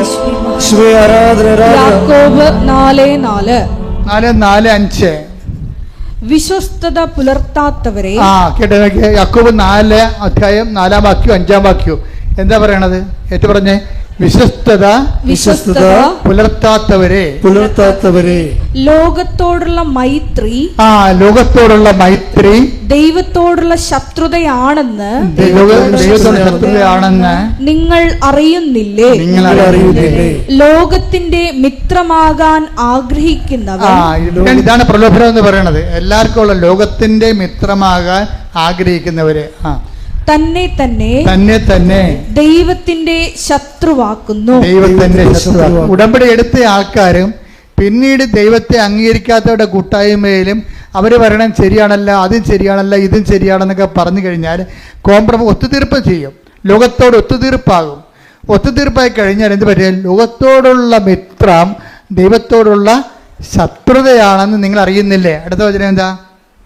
നമ്മിൽ നിക്ഷേപിച്ചിരിക്കുന്ന ആത്മാവിനെ ദൈവം അസൂയയോടെ അഭിലഷിക്കുന്നു എന്ന തിരുവെഴുത്ത് വൃഥാ ആണെന്ന് നിങ്ങൾ വിചാരിക്കുന്നുവോ? അപ്പൊ നമ്മളിൽ പരിശുദ്ധാത്മാവ് നിറഞ്ഞു കഴിഞ്ഞാല് ദൈവത്തിനോട് നമ്മളോട് വല്ലാത്ത ആകർഷണം ഉണ്ടാകും. ഇപ്പം ഈ ഞാൻ പറഞ്ഞ മാത്യു അച്ഛൻ്റെ വിഷയം എന്താ? അച്ഛനിൽ തന്നെ ഇതുപോലെ തന്നെ പരിശുദ്ധാത്മാവ് നിറഞ്ഞ് സുവിശേഷം എന്ത് വളരെ സന്തോഷത്തോടു കൂടിയാണ് അച്ഛൻ പങ്കുവെക്കണത്. അച്ഛൻ പങ്കുവെക്കുമ്പോൾ ആ സുവിശേഷത്തിൻ്റെ ഒരു പ്രചിരിമയുണ്ടല്ലോ, അതിങ്ങനെ പ്രജ്വലിക്കണ കാണാം. എന്ന് വെച്ചാൽ ഓരോ സ്ഥലങ്ങളിലും അച്ഛൻ അനാഥാലയത്തിലൊക്കെ ചെല്ലും. മെൻ്റലി റിട്ടാർഡഡ് ആയിട്ടുള്ള ഒരു പേഴ്സൺ, ഒരു രോഗികൾ താമസിക്കുന്ന ഒരു സ്ഥലത്ത് ചെല്ലും. എന്നുവെച്ചാൽ അവർക്ക് ഫിസിക്കലി അച്ഛൻ പറയുന്നുണ്ടത് they are mentally retarded and physically handicapped. എന്നുവെച്ചാൽ അവർ മെൻ്റലി എന്ന് വെച്ചാൽ അവർ മാനസിക രോഗികളാണ്, പക്ഷേ അവരുടെ കൈയും കാലും പലതും ഇല്ല. അങ്ങനെ ഒരു ജന്മങ്ങൾ എന്തുമാത്രം കഷ്ടപ്പാടാണ്. അവരെ കാണാൻ അച്ഛൻ പോകും. എന്താ കാര്യം? അച്ഛനിൽ പരിശുദ്ധാത്മാവുണ്ട്. കാര്യം അച്ഛൻ എഴുതിയിരിക്കുന്നത് എന്താണ്? പരിശുദ്ധാത്മാവ്. അവിടെ നമ്മൾ ആരെങ്കിലും പറഞ്ഞത് കേട്ട് ജോസഫച്ചൻ്റെ പ്രസംഗം കേട്ട് പോകുകയില്ലേ? അച്ഛൻ്റെ ഉള്ളിൽ തന്നെ കർത്താവിൻ്റെ വഴികളെ ഇതുപോലെയുള്ള വഴികളാണെന്ന് കണ്ടെത്തിയിട്ട് ഈ മെൻ്റലി റിട്ടാർഡഡിനെയും അതുപോലെ തന്നെ ഈ മനോരോഗികളെയും അംഗവൈകല്യമുള്ളവരെയും കാണാൻ വേണ്ടി അവരുടെ ഒരു സ്ഥാപനത്തിൽ അച്ഛൻ സ്ഥിരമായി പോകും. ഒരു ദിവസം അച്ഛൻ അവിടെ സ്ഥിരമായി പോയപ്പോൾ ഒരു ഗ്ലാസ് വെള്ളം ഒരു പയ്യന് കൊടുത്തു. അവൻ ചോദിച്ചു കുടിക്കാൻ ഇങ്ങനെ കാണിച്ച്, ഇപ്പോൾ സംസാരിക്കാൻ പറ്റുന്നില്ല, കുടിക്കാൻ വേണ്ടി കാണിച്ച്. അവന് ഉടനെ ഒരു ഗ്ലാസ് വെള്ളം, ശുദ്ധവെള്ളം അച്ഛൻ അവനെടുത്ത് കൊടുത്ത്. അവിടെ എല്ലാത്തിനും അച്ഛൻ ഭക്ഷണം കൊടുക്കുകയും പലവരും. അപ്പോൾ ഒരുത്ത വെള്ളം ചോദിച്ച് അവന് കൊടുത്തു. ആ വെള്ളം കൊടുത്ത് അവൻ പകുതിയോളം അത് കുടിച്ച് അങ്ങോട്ടും ഇങ്ങോട്ടും ഇട്ടാൽ കുടിക്കണവൻ. അറിയാമല്ലേ, മെൻ്റലി റിട്ടാർഡഡ് ആൾക്കാർ തുപ്പൽ അങ്ങോട്ടിടും, അങ്ങോട്ട് വെച്ച് കുടിക്കും, പിന്നെ ഇടും. പകുതി കുടിച്ച് കഴിഞ്ഞപ്പോൾ ആ വെള്ളവും ഗ്ലാസ് എടുത്ത് അച്ഛനെ മോഹനൊക്കെ ഇറങ്ങി. ഈ തുപ്പലും വെള്ളവും കൂടി അച്ഛനെ മേത്ത് വീണ്. അപ്പോൾ അച്ഛനൊരു കാഴ്ച കണ്ട്. ഇത് അച്ഛൻ ചിരിച്ച്. എന്താ അച്ഛൻ കണ്ടെന്നറിയാം? അത് ഉണ്ണീശയാണെന്ന് എനിക്ക് തോന്നിയെന്ന്. ഹല്ലേലൂയ, ഹല്ലേലൂയ, ഹല്ലേലൂയ. അതാണ് മൂന്നാം കാഴ്ച എന്ന് പറയുന്നത്. ഉടമ്പടിയുടെ മൂന്നാം കാഴ്ച എന്ന് പറയും. അതായത് നമ്മളെ ശിക്ഷിക്കുന്നവരും നമ്മൾ അനുഗ്രഹിക്കുമ്പോൾ തന്നെ നമ്മളെ ശിക്ഷിക്കുന്നവരുണ്ട്. നമ്മളെ സഹായിക്കുമ്പോൾ തന്നെ നമ്മളെക്കുറിച്ച് മോശം പറഞ്ഞു പരത്തുന്നവരുണ്ട്.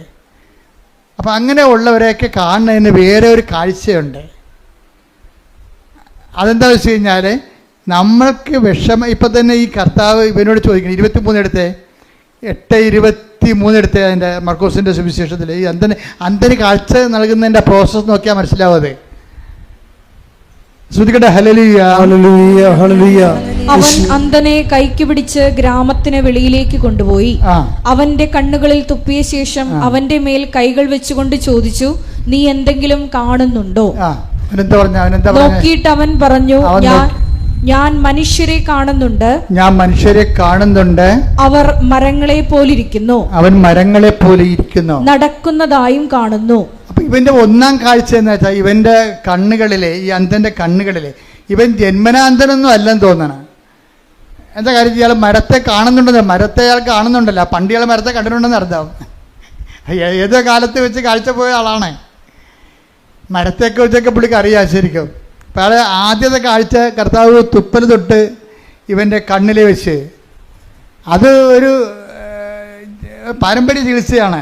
പാരമ്പര്യ ചികിത്സ എന്ന് വെച്ചാൽ അന്നത്തെ ആൾക്കാരൊക്കെ ചെയ്തുകൊണ്ടിരുന്ന, ഈ മിഡിൽ ഈസ്റ്റിലൊക്കെ ചെയ്തുകൊണ്ടിരുന്ന ഒരു സാധാരണ നാട്ടുമരുന്നല്ലേ, വീട്ടുമരുന്നതൊക്കെ പറഞ്ഞ പോലെ ഒരു പാരമ്പര്യ പരിപാടിയാണ് അത്. കർത്താവ് ഇവന് വേണ്ടി എന്തോ ചെയ്യുന്നു. അതാണ് ടൈലറിൻ്റെ ഒക്കെ ഭയങ്കര വ്യാഖ്യാനങ്ങളുണ്ട് ഇതിനെക്കുറിച്ച്. കർത്താവ് ഇവന് വേണ്ടി എന്തോ ചെയ്യുന്നു എന്നുള്ള അവനെ ബോധ്യപ്പെടുത്തണമല്ല. അവർ ഈ കയ്യപ്പ് പ്രാർത്ഥനയും കർത്താവിൻ്റെ കാഴ്ചപ്പെടുത്തലൊന്നും ദൈവിക പ്രവർത്തനത്തെക്കുറിച്ചൊന്നും ഹി ഡസൻ നോ എനിത്തിങ്.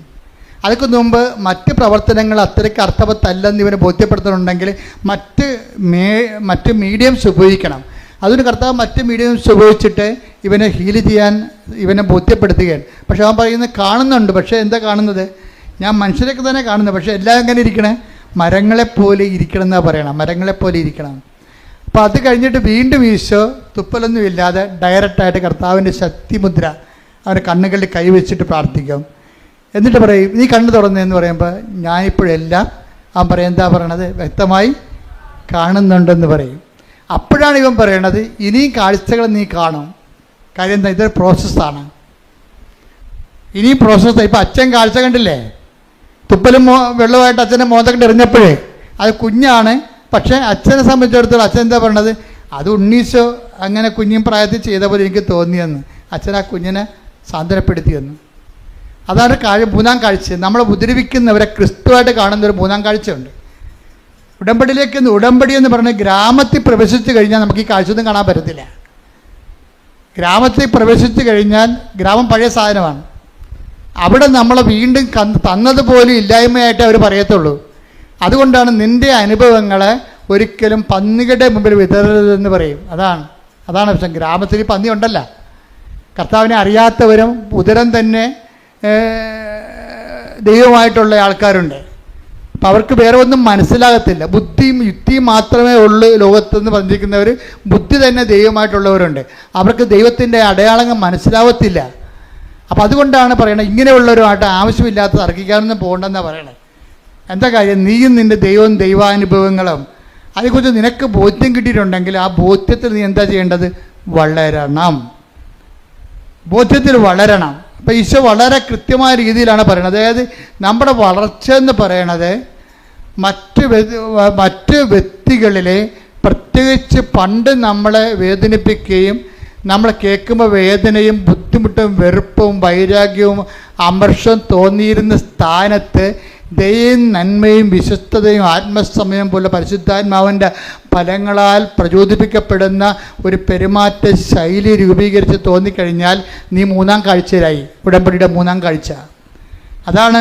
ഗ്രാമത്തിൽ പ്രവേശിക്കരുതെന്ന് പറയുമ്പോൾ അതിൻ്റെ അർത്ഥം ദൈവത്തിൻ്റെ പക്ഷം ചേർന്ന് ദൈവത്തിൻ്റെ അരൂപിൽ ജീവിക്കണമെന്നാണ്, ജീവിതം തുടരണമെന്നാണ്. അല്ലാതെ 90 ദിവസം കഴിഞ്ഞു ഞാൻ എൻ്റെ ഉടമ്പടി അവസാനിച്ചു ഇനി അച്ഛനെ കണ്ടാൽ മാത്രം മതി എന്ന് പറയരുത്. ഉടമ്പടി അതുക്കും മേലെയാണ്. ശ്രുതിക്കട്ടെ ഹല്ലേലൂയ. കർത്താവിൻ്റെ അരൂപി നിങ്ങളിലേക്ക് ആവശ്യിച്ചുകൊണ്ട് നിങ്ങളെയും നിങ്ങൾ പ്രാർത്ഥിക്കുന്ന വിഷയത്തിന് വേണ്ടി ദൈവിക തീരുമാനം ഉണ്ടാകുന്ന ദൈവികമായ ഒരു സമയമാണിത്. പരിപൂർണമായി അൾത്താറയെ മനസ്സർപ്പിക്കണം. ഇതാണ് നിങ്ങളുടെ രക്ഷയുടെ സമയം, ഇതാണ് നിങ്ങളുടെ സൗഖ്യത്തിന്റെ സമയം, ഇതാണ് നിങ്ങളുടെ വിടുതലിന്റെ സമയം. വിശ്വസ്തയോടെയും വിശ്വാസത്തോടെയും നേടിയെടുക്കാൻ വേണ്ടി കർത്താവിന്റെ ദുരുസേന ഭയത്തോടെയും വിറയലോടെയും നിൽക്കാതെ ശ്രുതിക്കട്ടെ.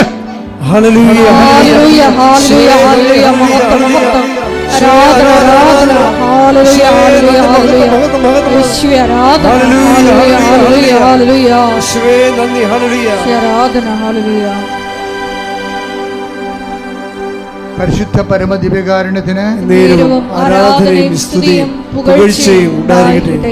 ഏറ്റു പ്രാർത്ഥിച്ച കർത്താവായ ദൈവമേ, അന്ധന് കാഴ്ച നൽകിയവനെ, ചെകിടന് കേളി നൽകിയവനെ, ഊമന് സംഭാഷണം നൽകിയവനെ, മഹോരോഗ്യ സുഖപ്പെടുത്തിയവനെ,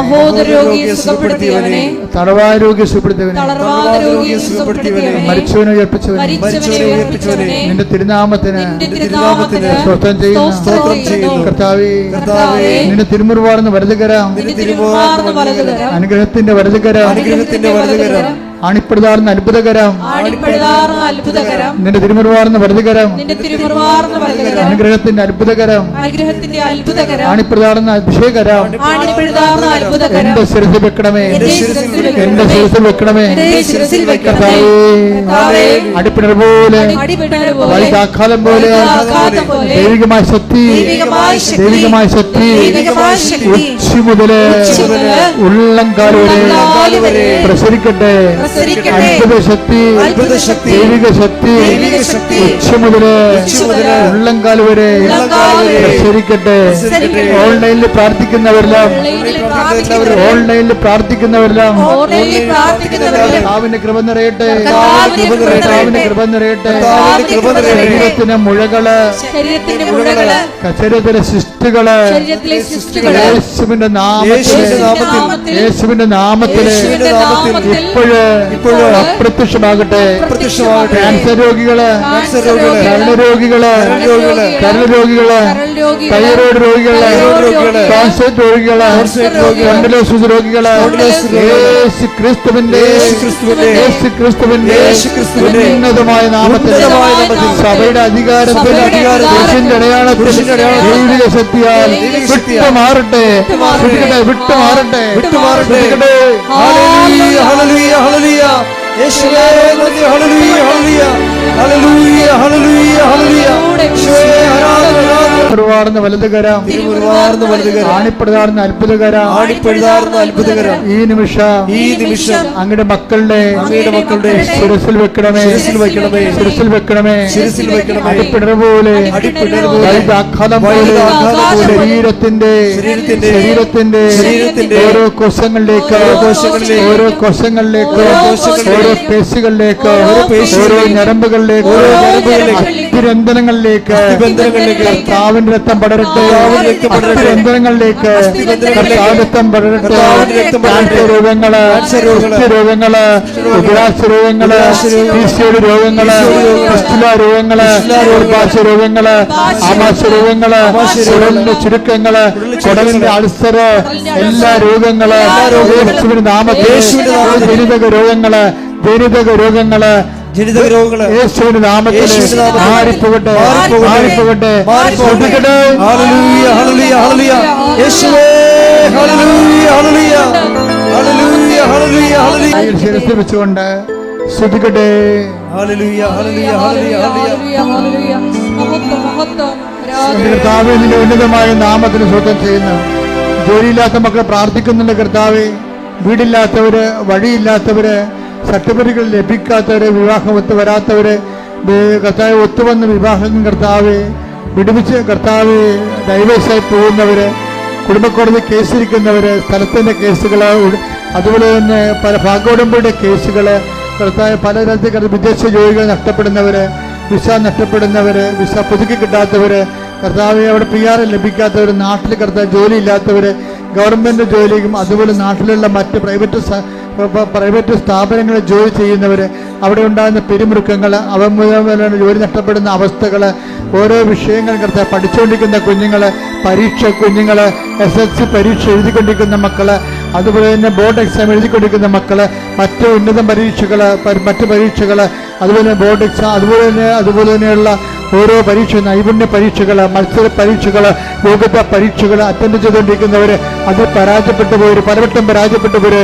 സങ്കടപ്പെട്ട് ജീവിക്കുന്നവര്, എല്ലാവരും തടസ്സങ്ങൾ യേശുവിന്റെ നാമത്തിൽ മാറിപ്പോകട്ടെ.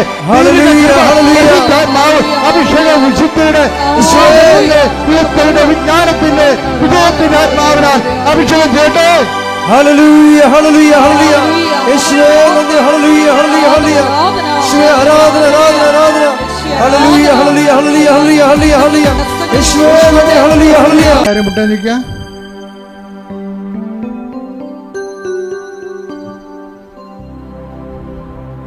മൗനമായി പ്രാർത്ഥിക്കേണ്ട സമയമാണ്.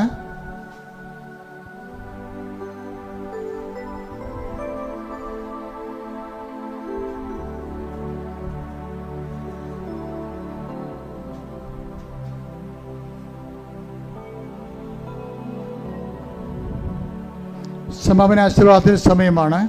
ഒരിക്കൽ കൂടി മരിയൻ ഉടമ്പടിയിൽ സമർപ്പിച്ചിരിക്കുന്ന എല്ലാ വിഷയങ്ങളും ദേവമാതാവിൻ്റെ മധ്യസ്ഥയിൽ ദിവ്യകാരുണ്യ സന്നിധിയിൽ സമർപ്പിച്ച് നമുക്കൊരു നിമിഷം മൗനമായിട്ട് പ്രാർത്ഥിക്കാം. കൊളോസസ് 3:10 തിരുവചനം അനുസരിച്ചുകൊണ്ട് പഴയ മനുഷ്യനെ അവൻ്റെ ചെയ്തികളോടുകൂടെ നിഷ്കാസനം ചെയ്ത് സൃഷ്ടാവിൻ്റെ പ്രതിച്ഛായയ്ക്കൊത്തവിധം നവീകരിക്കപ്പെട്ട പുതിയ മനുഷ്യനെ ധരിക്കുവാൻ ഈശോയെ ഈ ആരാധനയിലൂടെ ഞങ്ങൾക്ക് കൃപ നൽകണമേ എന്ന് ഒരു നിമിഷം പ്രാർത്ഥിക്കാം. യാക്കോബ് ശ്ലീഹായുടെ ലേഖനത്തിലൂടെ ഞങ്ങൾ ശ്രവിക്കുകയായിരുന്നു പിതാവായ ദൈവത്തിൻ്റെ മുമ്പിൽ നിഷ്കളങ്കമായ ഭക്തി എന്താണെന്ന്. ഒന്നാമതായി ഞങ്ങൾ ശ്രവിക്കുകയുണ്ടായി, അനാഥരെയും വിധവകളുടെയും ഞെരുക്കങ്ങളിൽ അവരെ സഹായിക്കുക. രണ്ടാമതായി ലോകത്തിൻ്റെ കളങ്കമേൽക്കാതെ ജീവിക്കുക എന്നത്. ഈശോയെ, മരിയൻ ഉടമ്പടി എടുത്തിരിക്കുന്ന ഞങ്ങളെല്ലാവരും ക്രിസ്തു കൈമാറ്റത്തിലൂടെയും കാരുണ്യ പ്രവർത്തനങ്ങളിലൂടെയും എല്ലാം ഈശോയെ നിന്റെ സ്നേഹം ലോകത്തിന് കൈമാറി ലോകത്തിൻ്റെ കളങ്കമേൽക്കാതെ ക്രിസ്തു സാക്ഷികളായി അന്ത്യം വരെയും ജീവിക്കുവാൻ ഞങ്ങളെ അഭിഷേകം ചെയ്യണമേ എന്ന് പ്രാർത്ഥിച്ചുകൊണ്ട് നമുക്ക് ശിരസ്സ് നമിച്ച് ദിവ്യകാരുണ്യനാഥന്റെ ആശീർവാദം സ്വീകരിക്കാം.